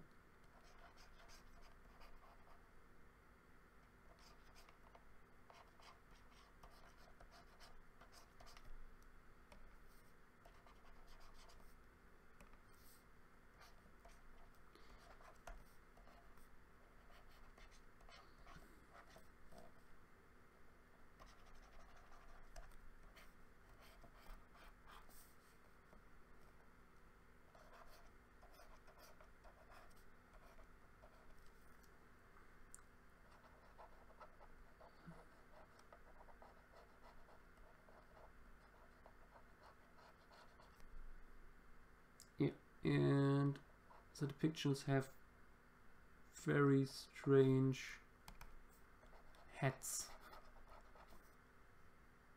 in many cases, apparently.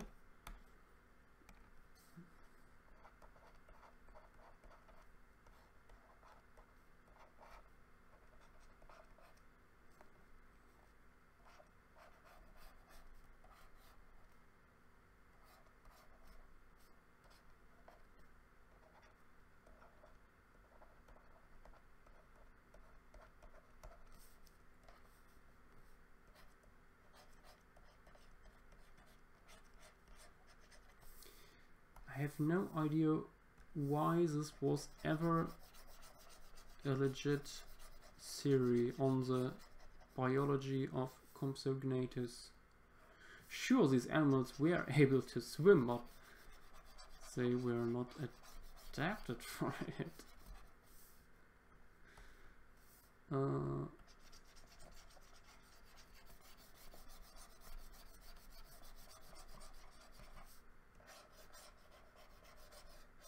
Which reminds me on a discussion on the recent pterosaur paper, where the authors propose that Atstarchids, at least some Atstarchids, were wading and used this to forage.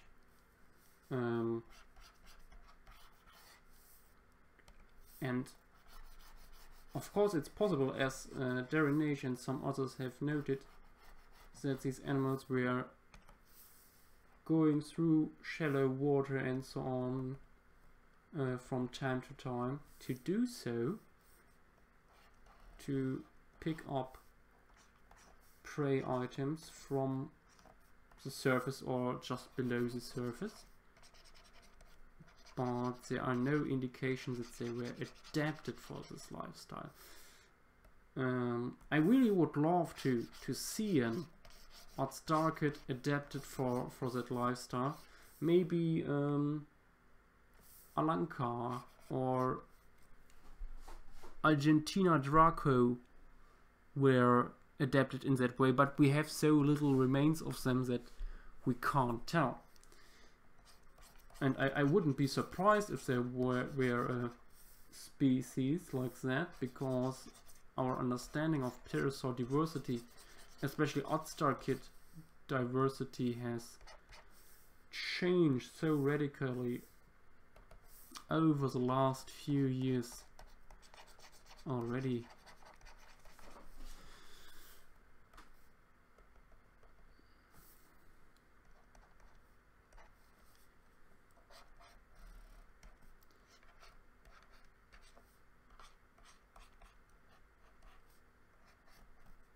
That reminds me, maybe we should do a demon Quetzalcoatlus 2 on the stream.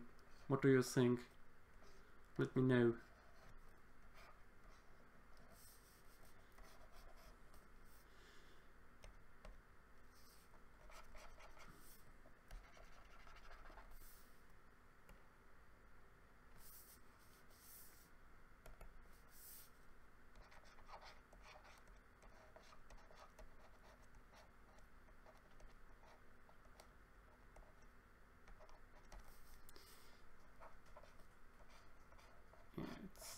Snapping for a little dragonfly here.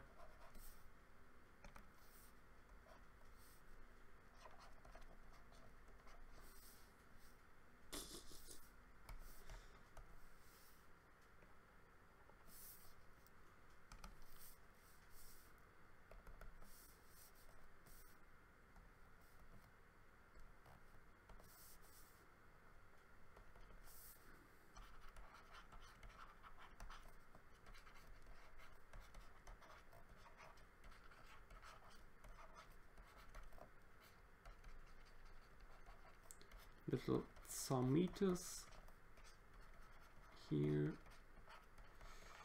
I think I already said this a few times, but the Solnhofen archipelago isn't known for any larger plants.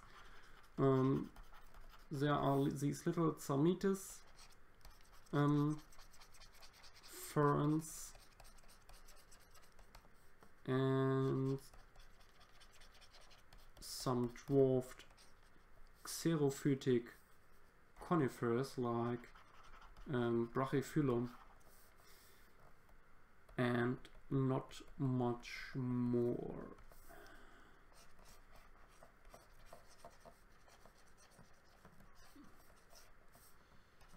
So the environment was very desert-like in many aspects, and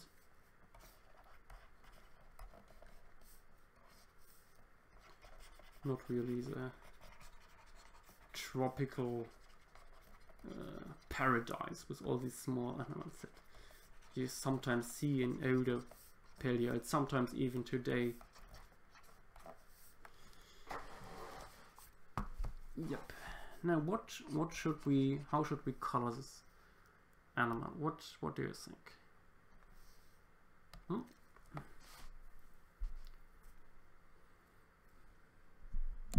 Yes, that's true. Compsognathus got to the mainland in Jurassic Park. I really liked that detail actually in the novel, and also the consequences that it had on the local fauna in Costa Rica.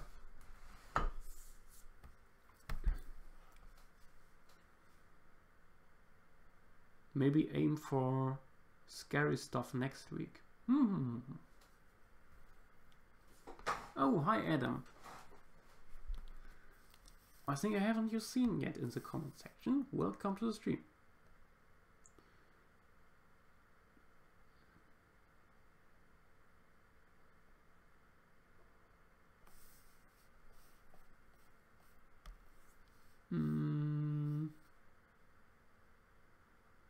Oh, Vasika is also lurking in the stream apparently.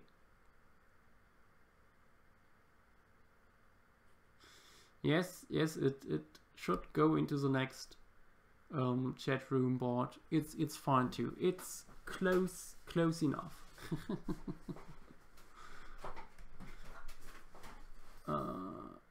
Something. Have I missed something? I don't think so. Yeah.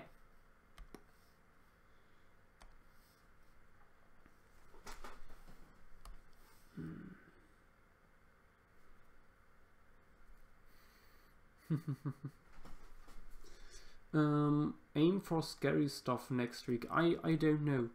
In what way scary? You mean we should do a themed stream just with terrifying subjects like a Titanoboa swallowing a crocodile whole and so on, and bloodthirsty theropods digging themselves through sauropod carcasses or something like that.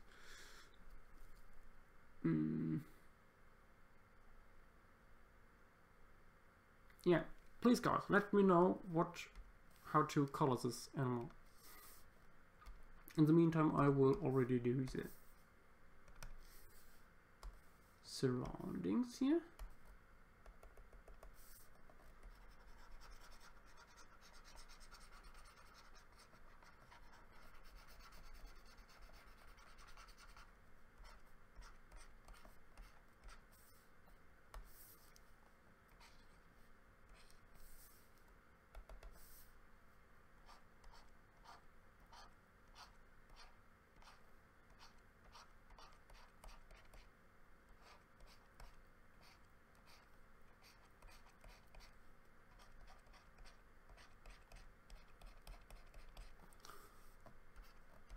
If I don't get ideas soon, I will just make it baby blue.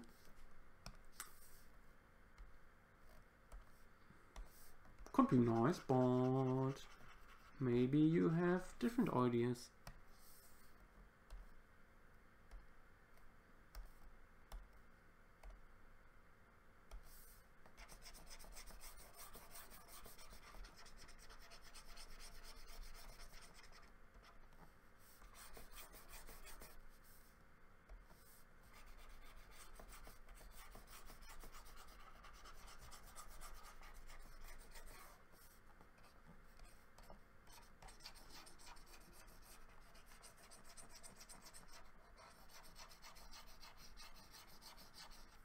If you like the idea of a baby blue Compsognathus with flippers, let me know in the comments.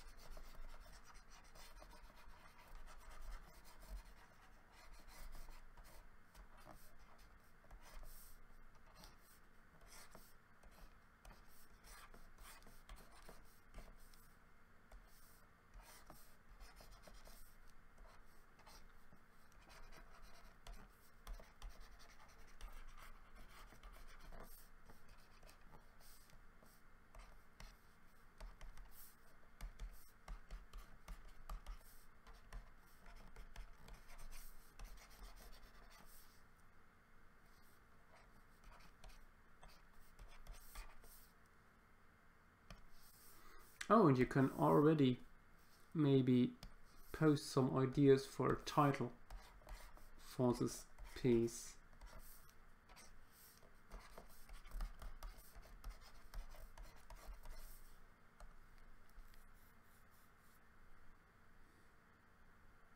Oh, hi Dodo.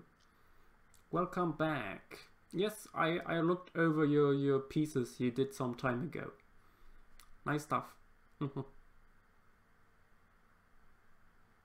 Yes, Jet, we probably talk about the same book. Yee! So let's make it baby blue then.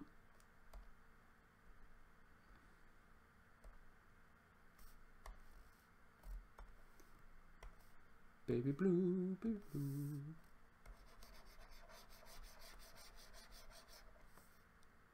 That's a little bit too saturated.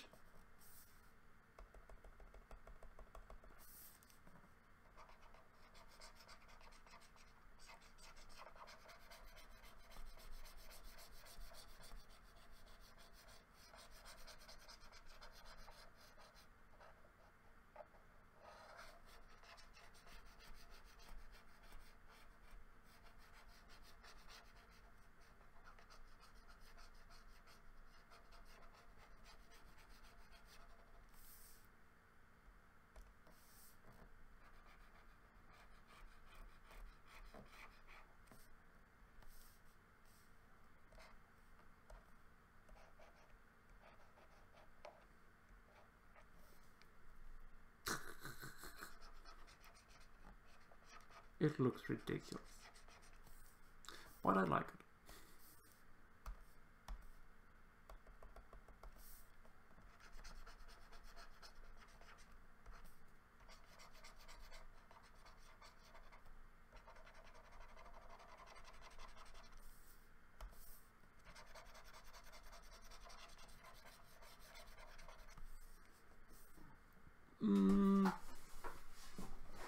I think just blue would be too easy. So I think I will give it white stripes.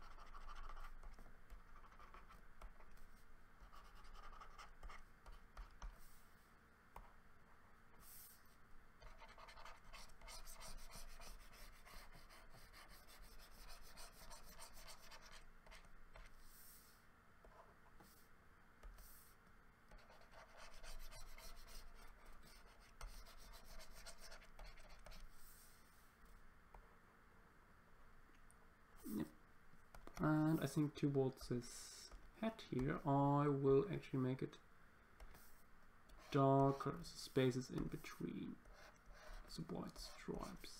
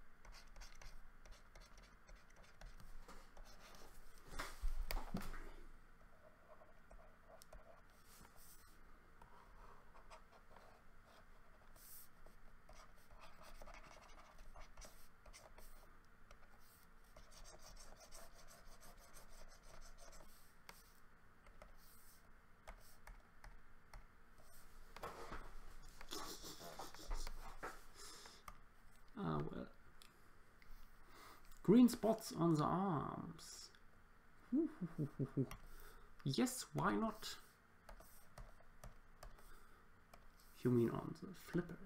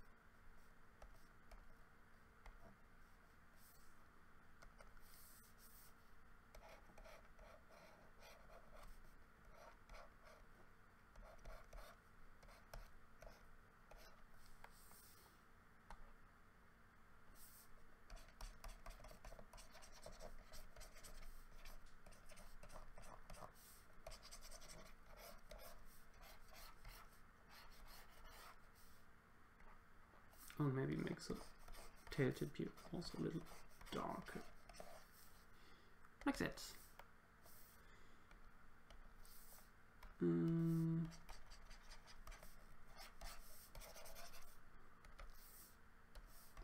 Quick and dirty.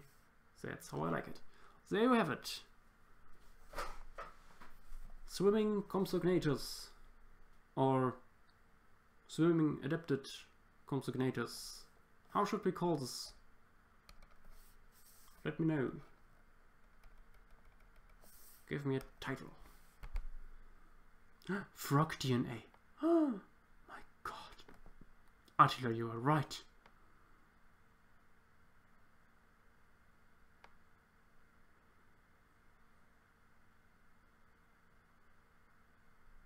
Yes, let's call it frog DNA. That's a great idea.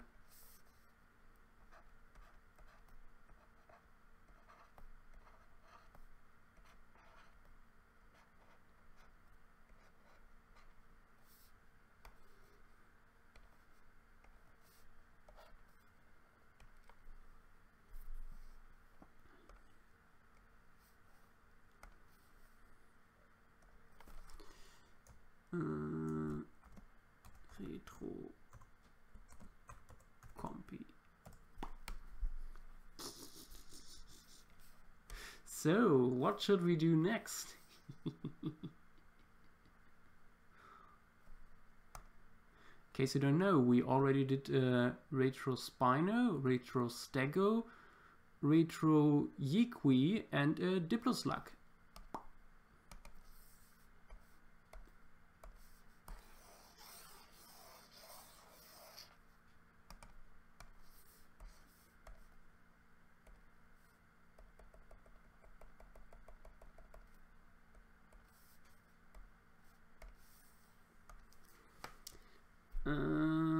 I think I will get some socks. I'm sitting here barefoot and it's a little bit cold down there, so we'll be back in a moment.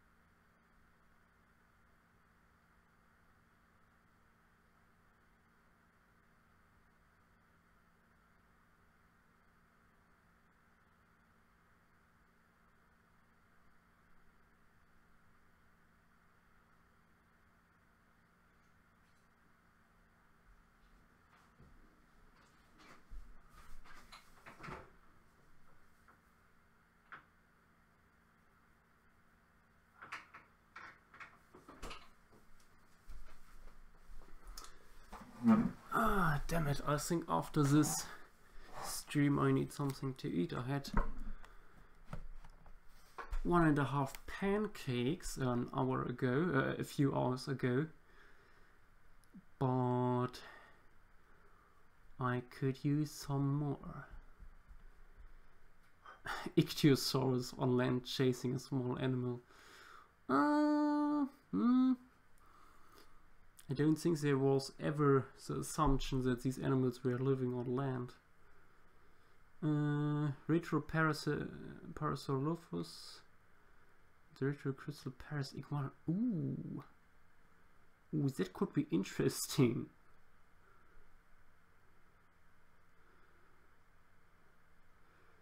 Yeah, Retro-Animalocaris is also cool, but the question is, of course, in what style could we depict Animalocaris? Because of the exoskeleton. The animal was never really that different depicted through all times. When you look at early depictions of sea scorpions, for example, they look very much the same as today.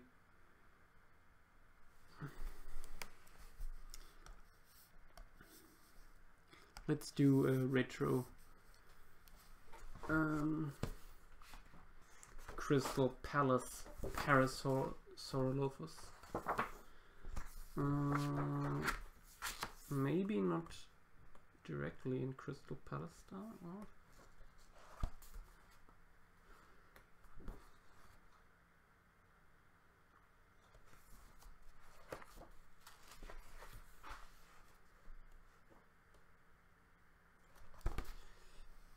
Yep.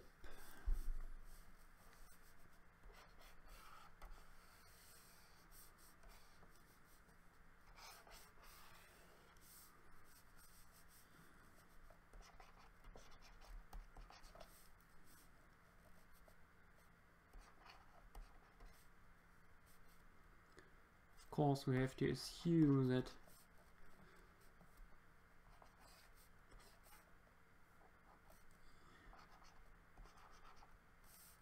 they would have some more material to get a reconstruction of Parasaurolophus that is at least somewhat similar to our modern understanding.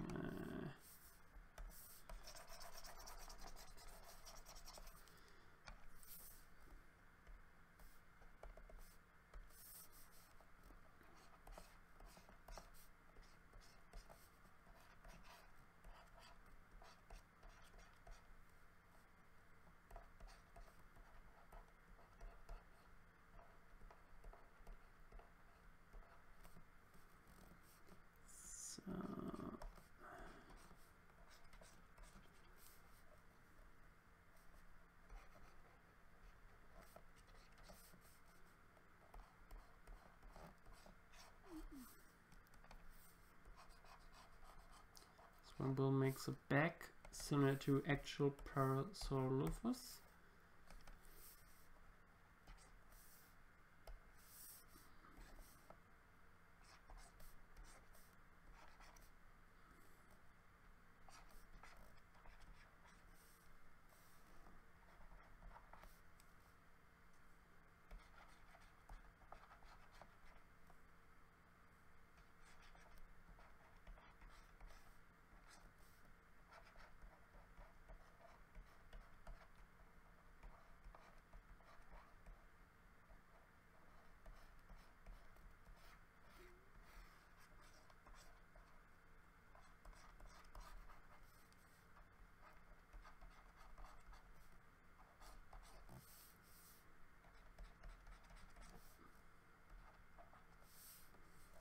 Something like that.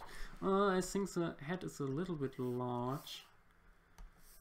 Let's make it somewhat smaller.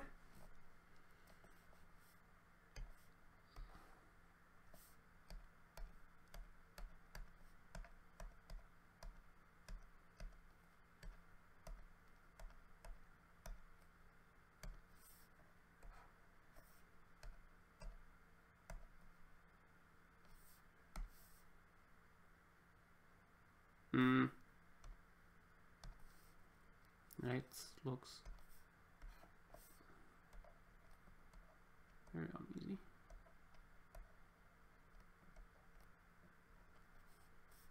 Now let's try this again.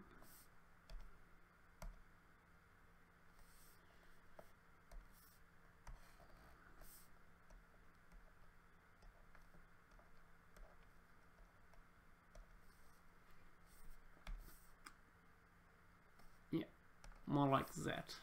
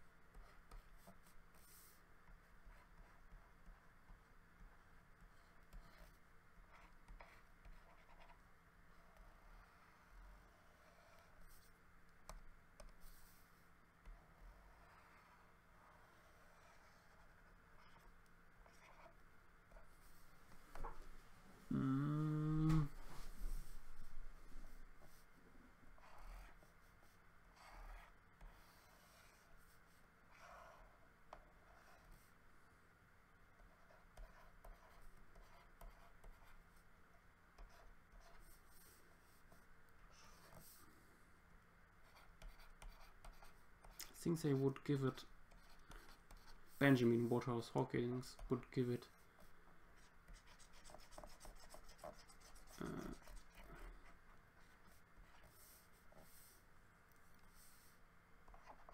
this frill on its back probably.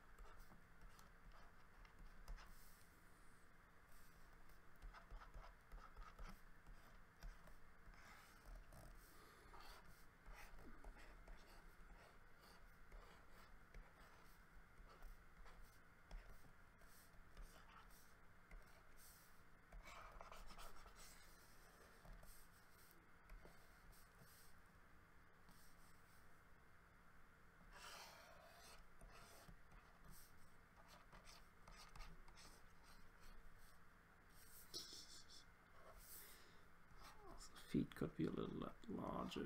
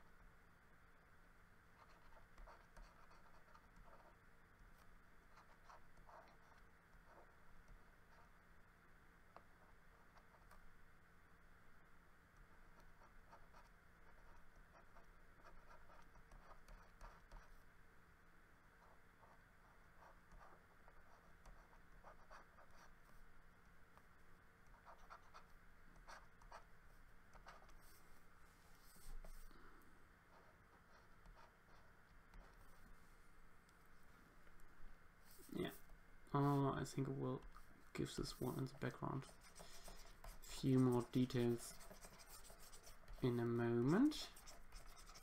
But let's first get done some basic shading here.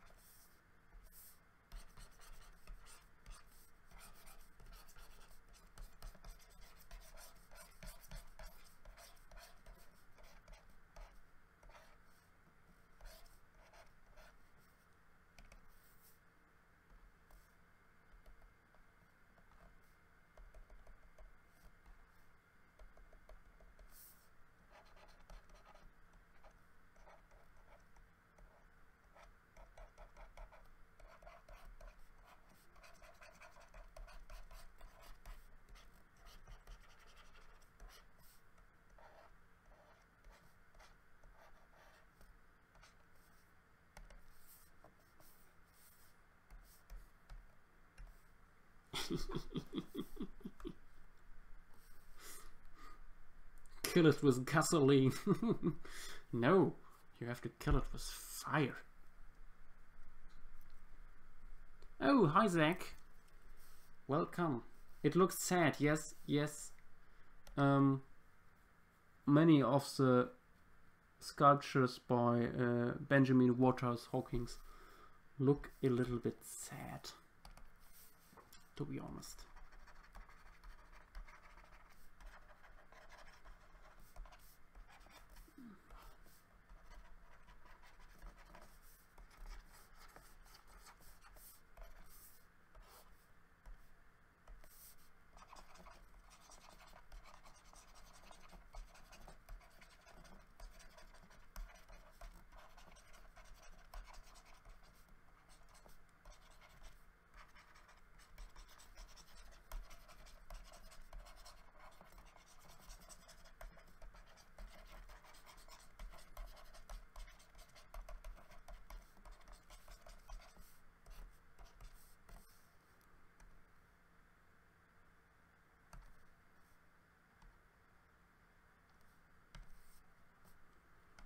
I think this is again a piece we should do in sepia, like an old print or photograph.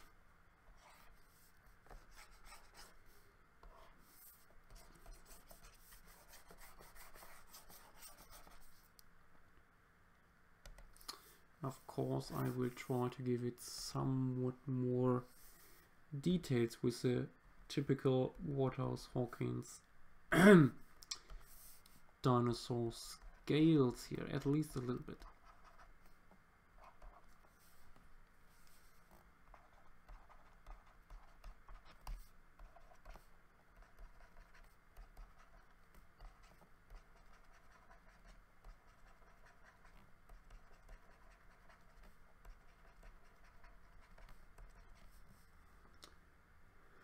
I still want to visit the Crystal Palace dinosaurs one day.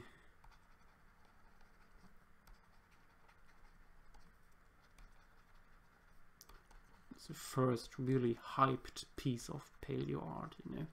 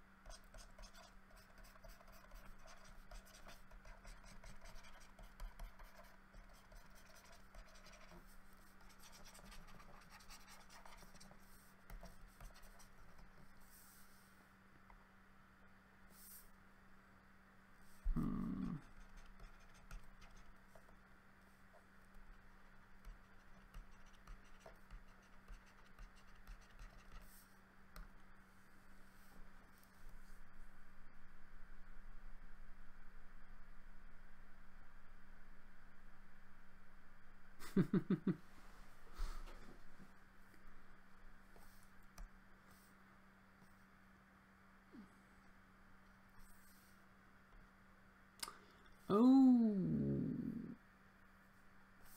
I see Attila posted something on Discord. A retro Spinosaurus, nice.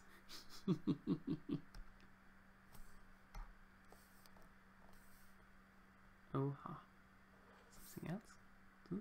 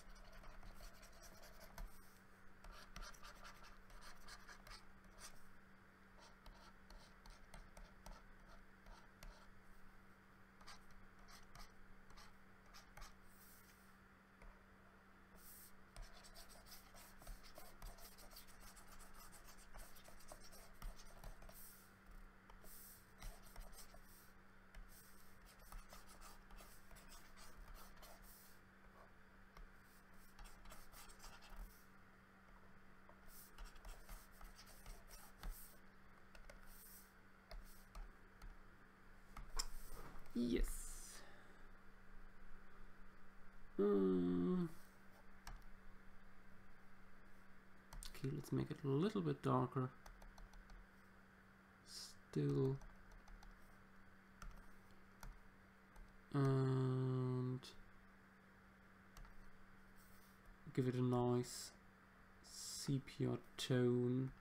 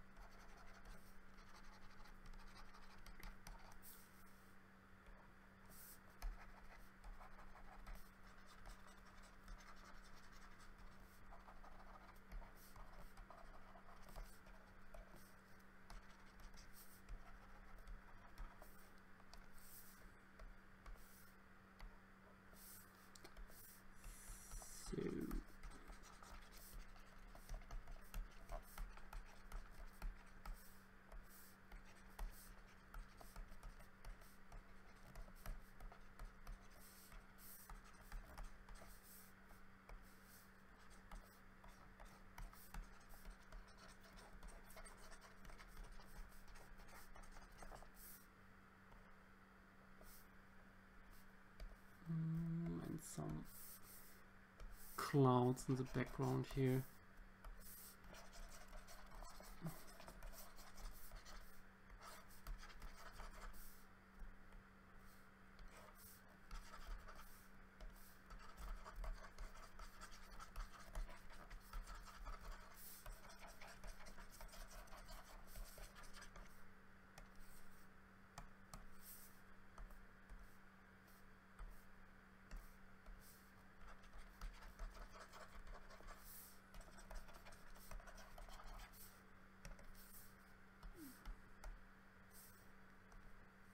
And I will make this a little bit more sepia once again.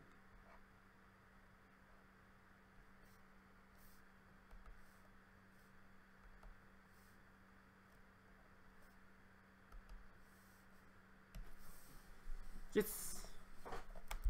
And of course we need now a title for this piece, so please go ahead and post your ideas.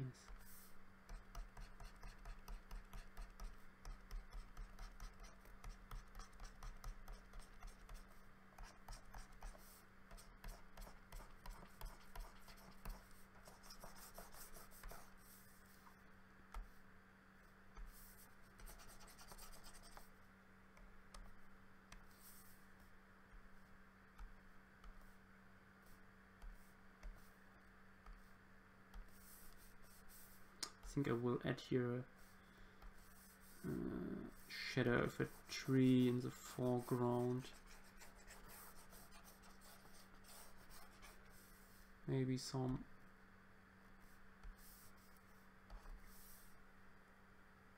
yeah. Over here some branches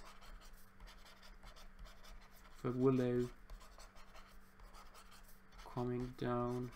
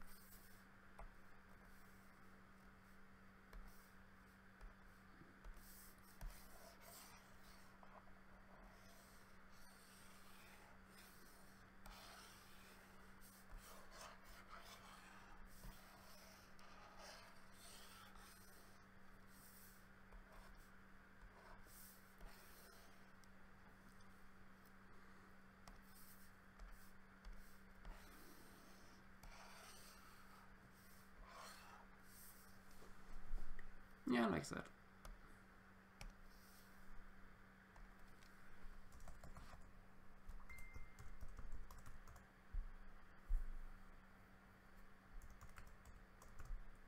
And I think we will do one last sketch and then we will end the stream.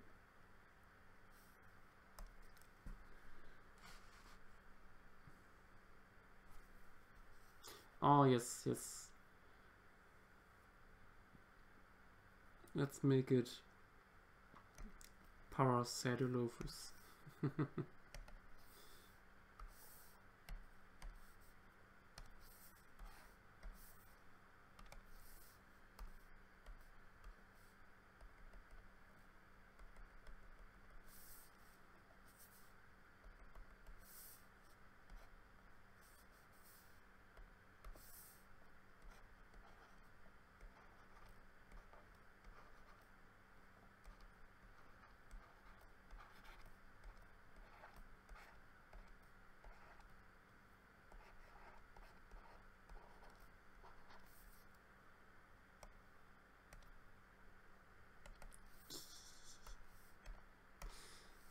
Oh, yes.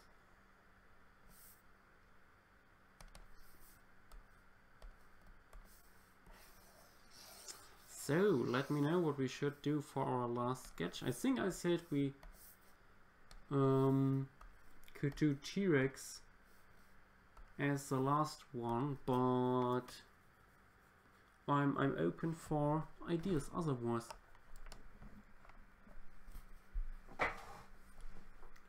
Nice handwriting? Not really. It's at least in my eyes pretty crappy.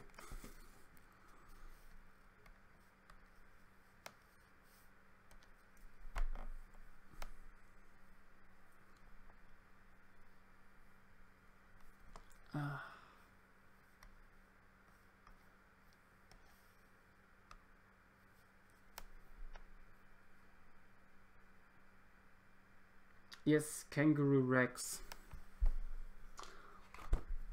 Let's do Kangaroo Rex. I don't know.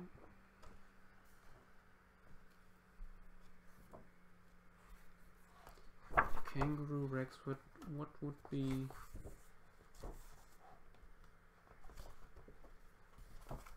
most iconic Kangaroo Rex?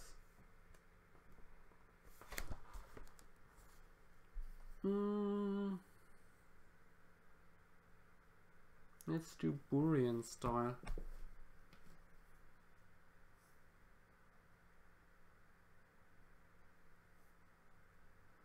I guess.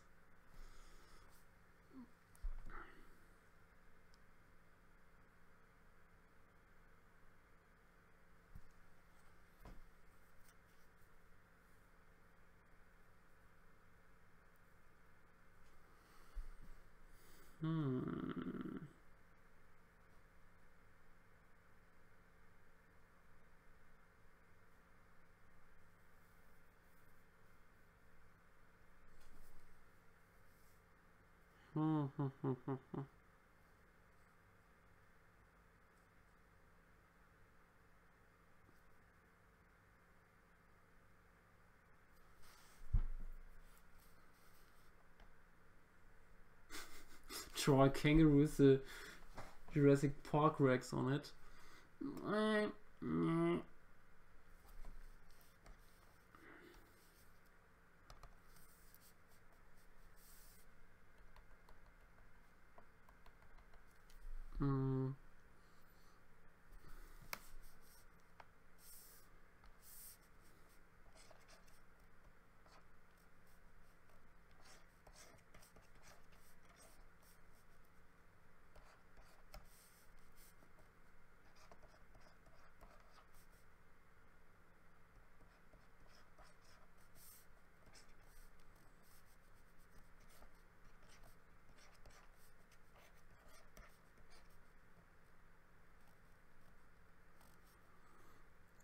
When you look at Burian's T-Rex, you see that he is some way more familiar with mammal anatomy.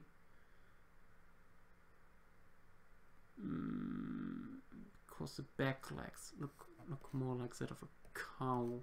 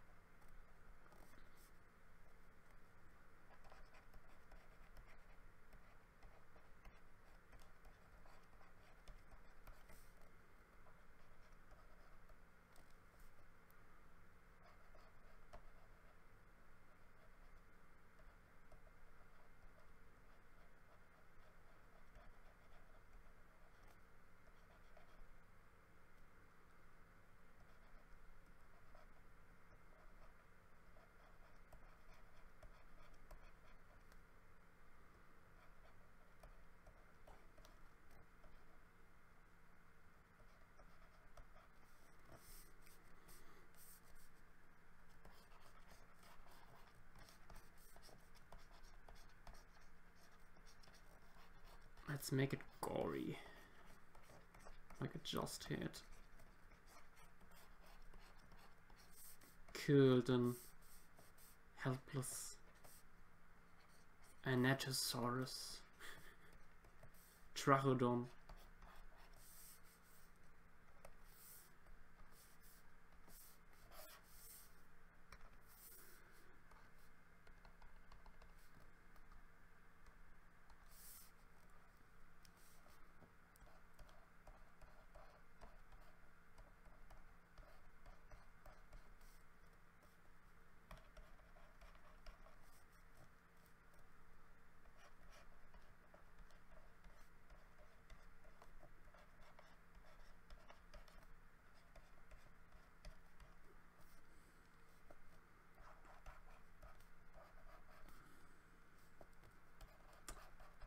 Burian's Rex, at least that I'm looking at now, is surprisingly accurate when it comes to the skull.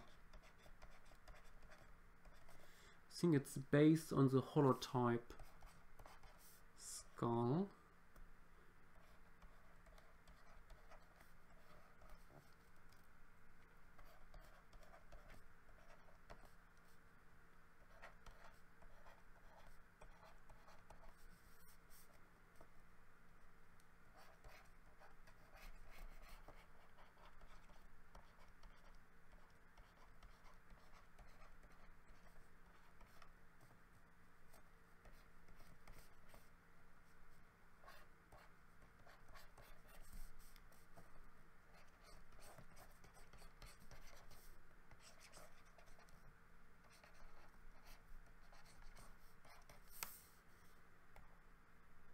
Oh, these nice tiny arms. There are way too many T-Rex jokes out there. And 90% of them are about its small arms. It's proportionally small arms, one should say. Because when you look at them at a total measurement, they are around the size of a human arm.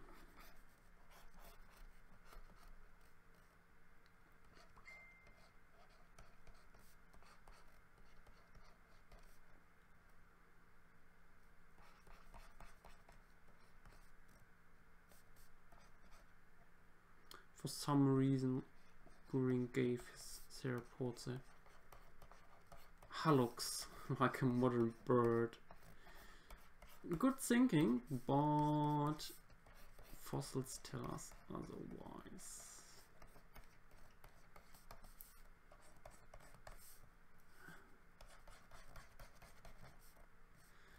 He actually gave his T-Rex here very large caudofemoral musculature. This looks like the right amount actually. This could very much be more accurate than in some other depictions nowadays.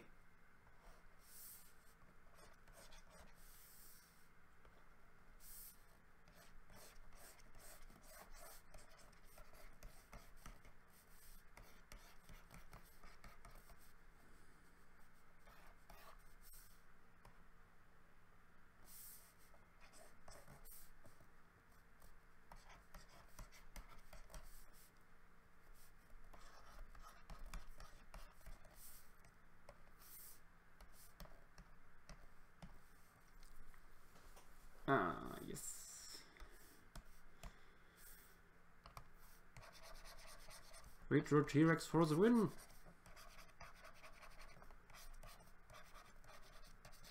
I should paint it submerged in water.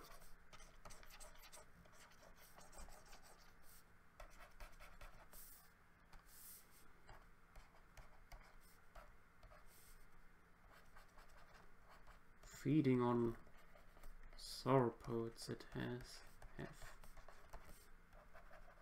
that it had killed with one giant bite.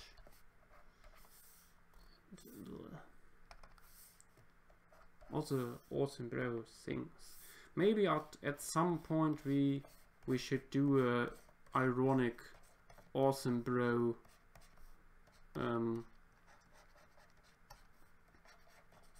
awesome bro stream.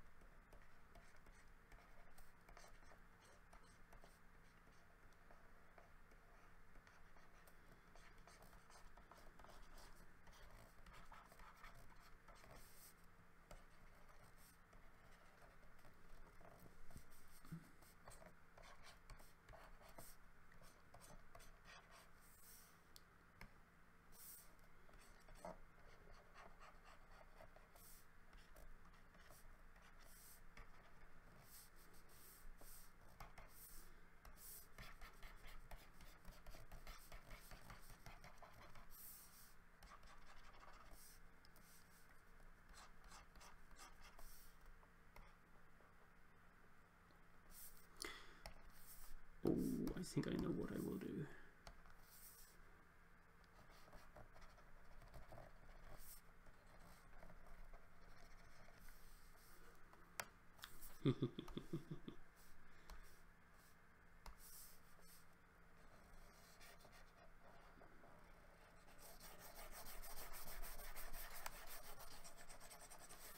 You will see, you will see.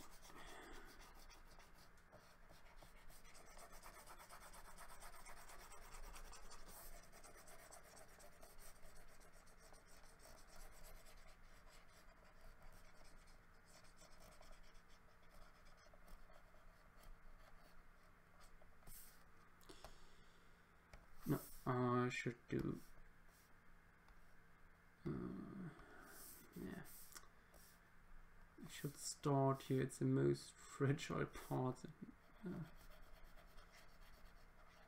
Instead of the other way around.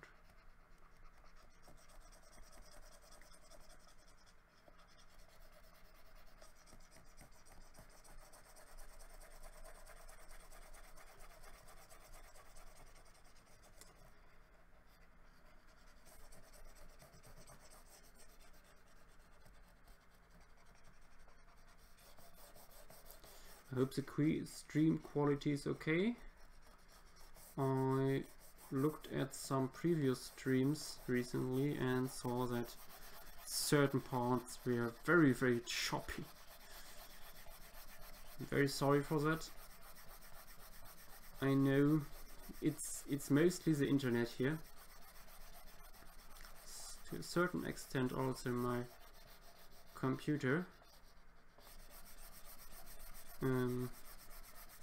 But yeah, thanks for still watching.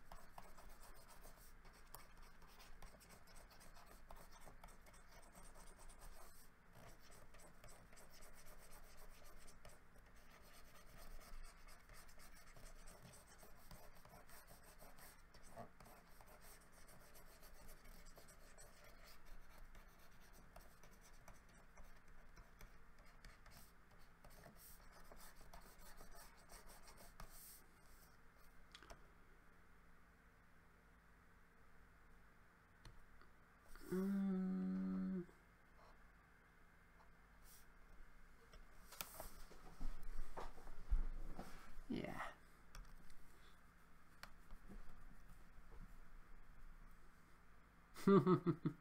Scrotum humanum.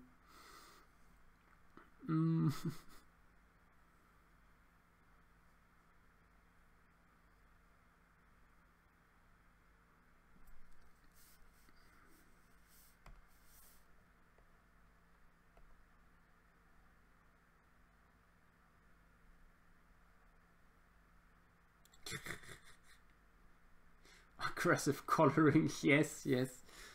That's what I do for a living. Aggressive coloring.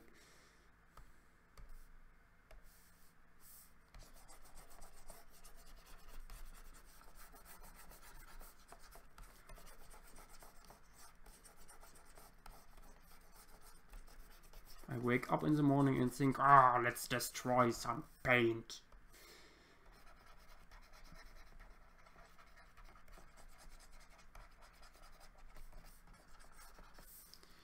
So, and now...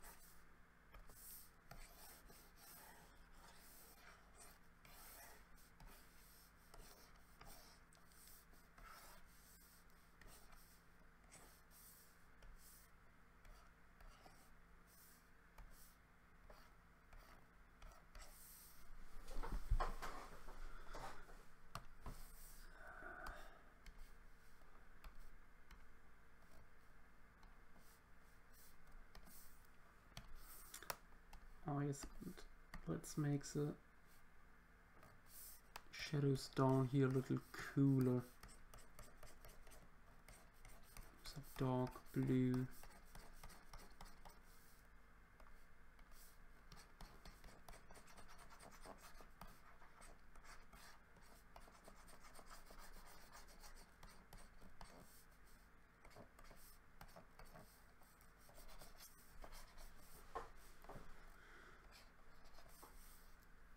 Yep. And now, hopefully this works. Yes.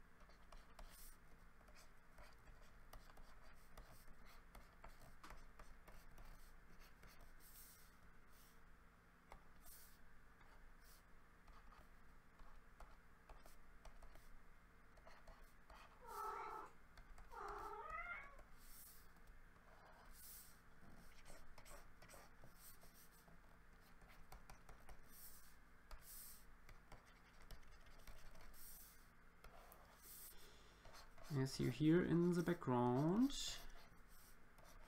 one of our cats wants again attention.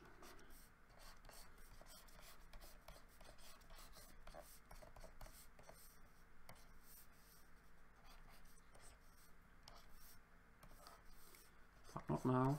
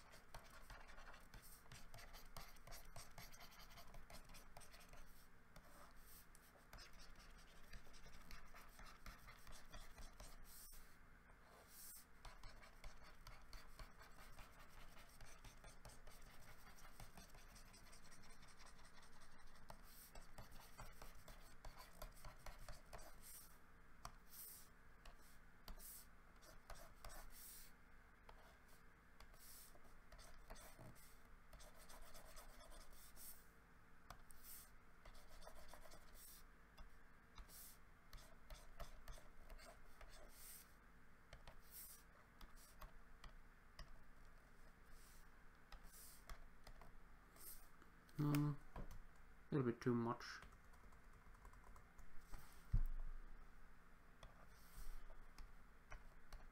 But a little bit more, maybe.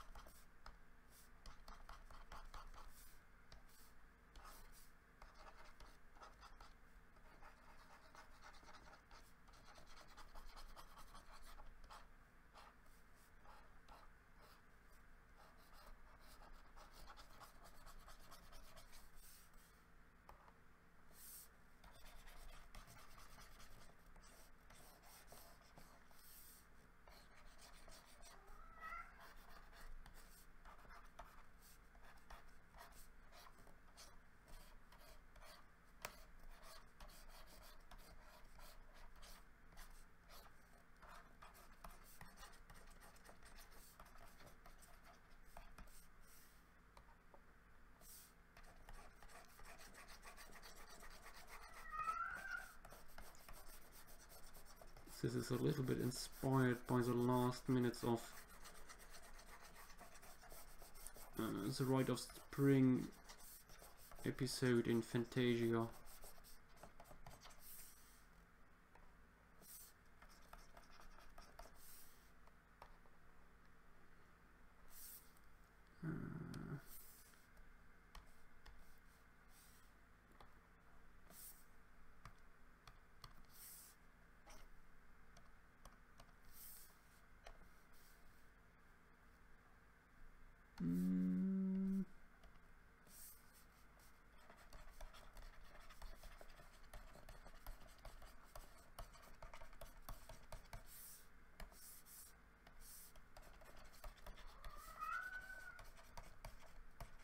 Yes, Timmy, I will be there in a minute.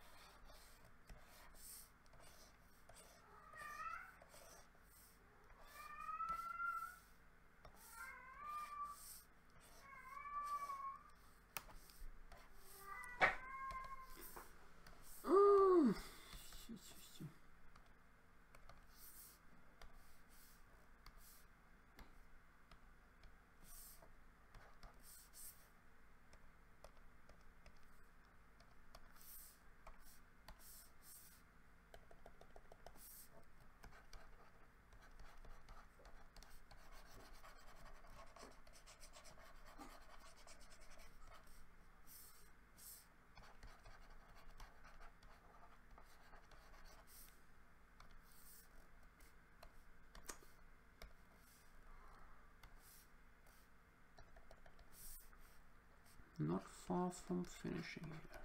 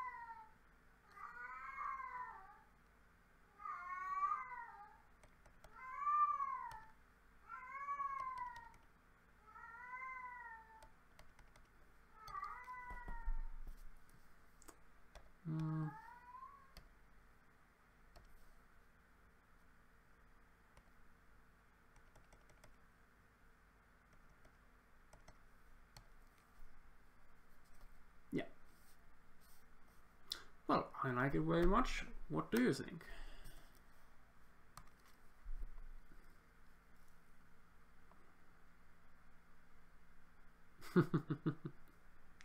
Yes, cat is desperate. But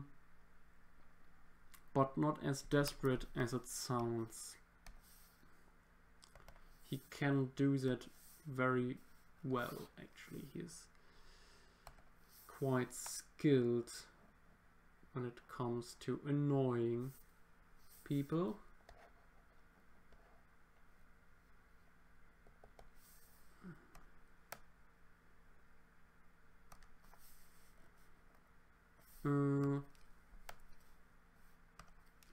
I think the actual name they gave these fossils first were Dynamosaurus, not Dynamicosaurus.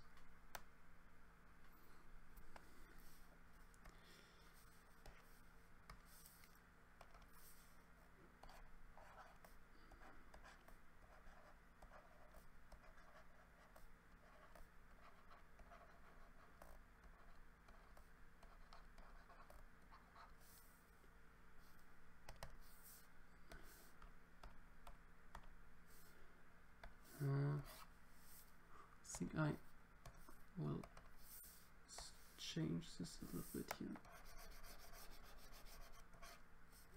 It feels like the light wouldn't hit that so much.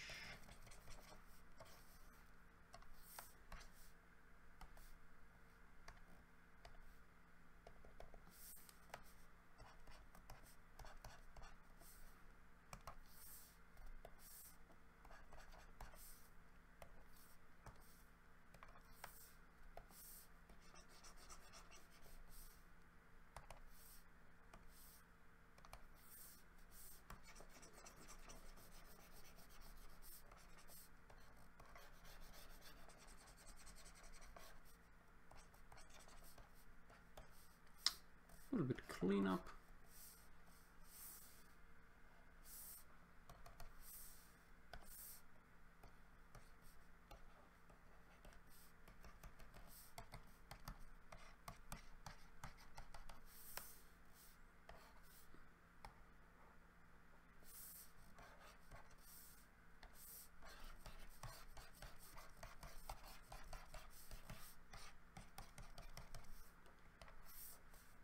So,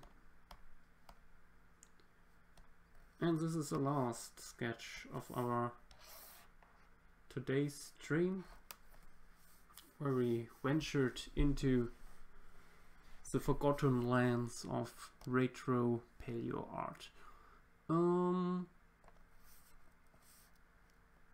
Let's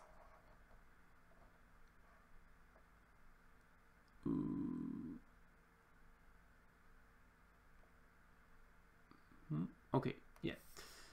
Let's have a look at the other sketches we did this stream. Where is my thing? There it is. Layers. We started out with Diploslug, sprawling Diplodocus. After that we did this Yeequee in the style of early printings of pterosaurs. Then of course this wonderful sluggish stegosaur with laid down plates.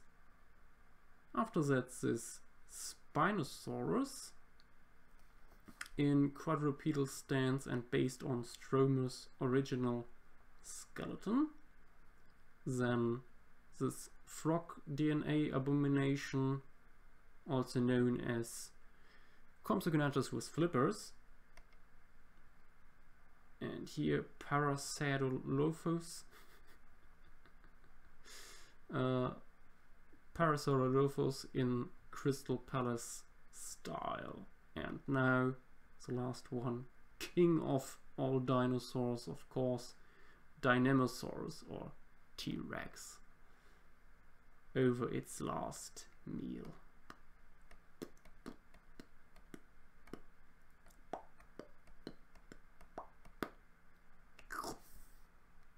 Yeah, I hope you guys had fun tonight.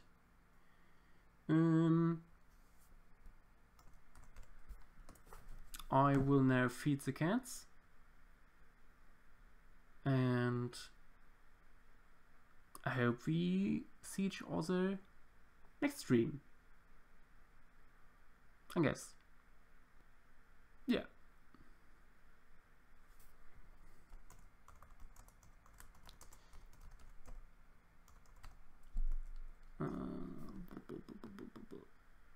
And 1, 2, 3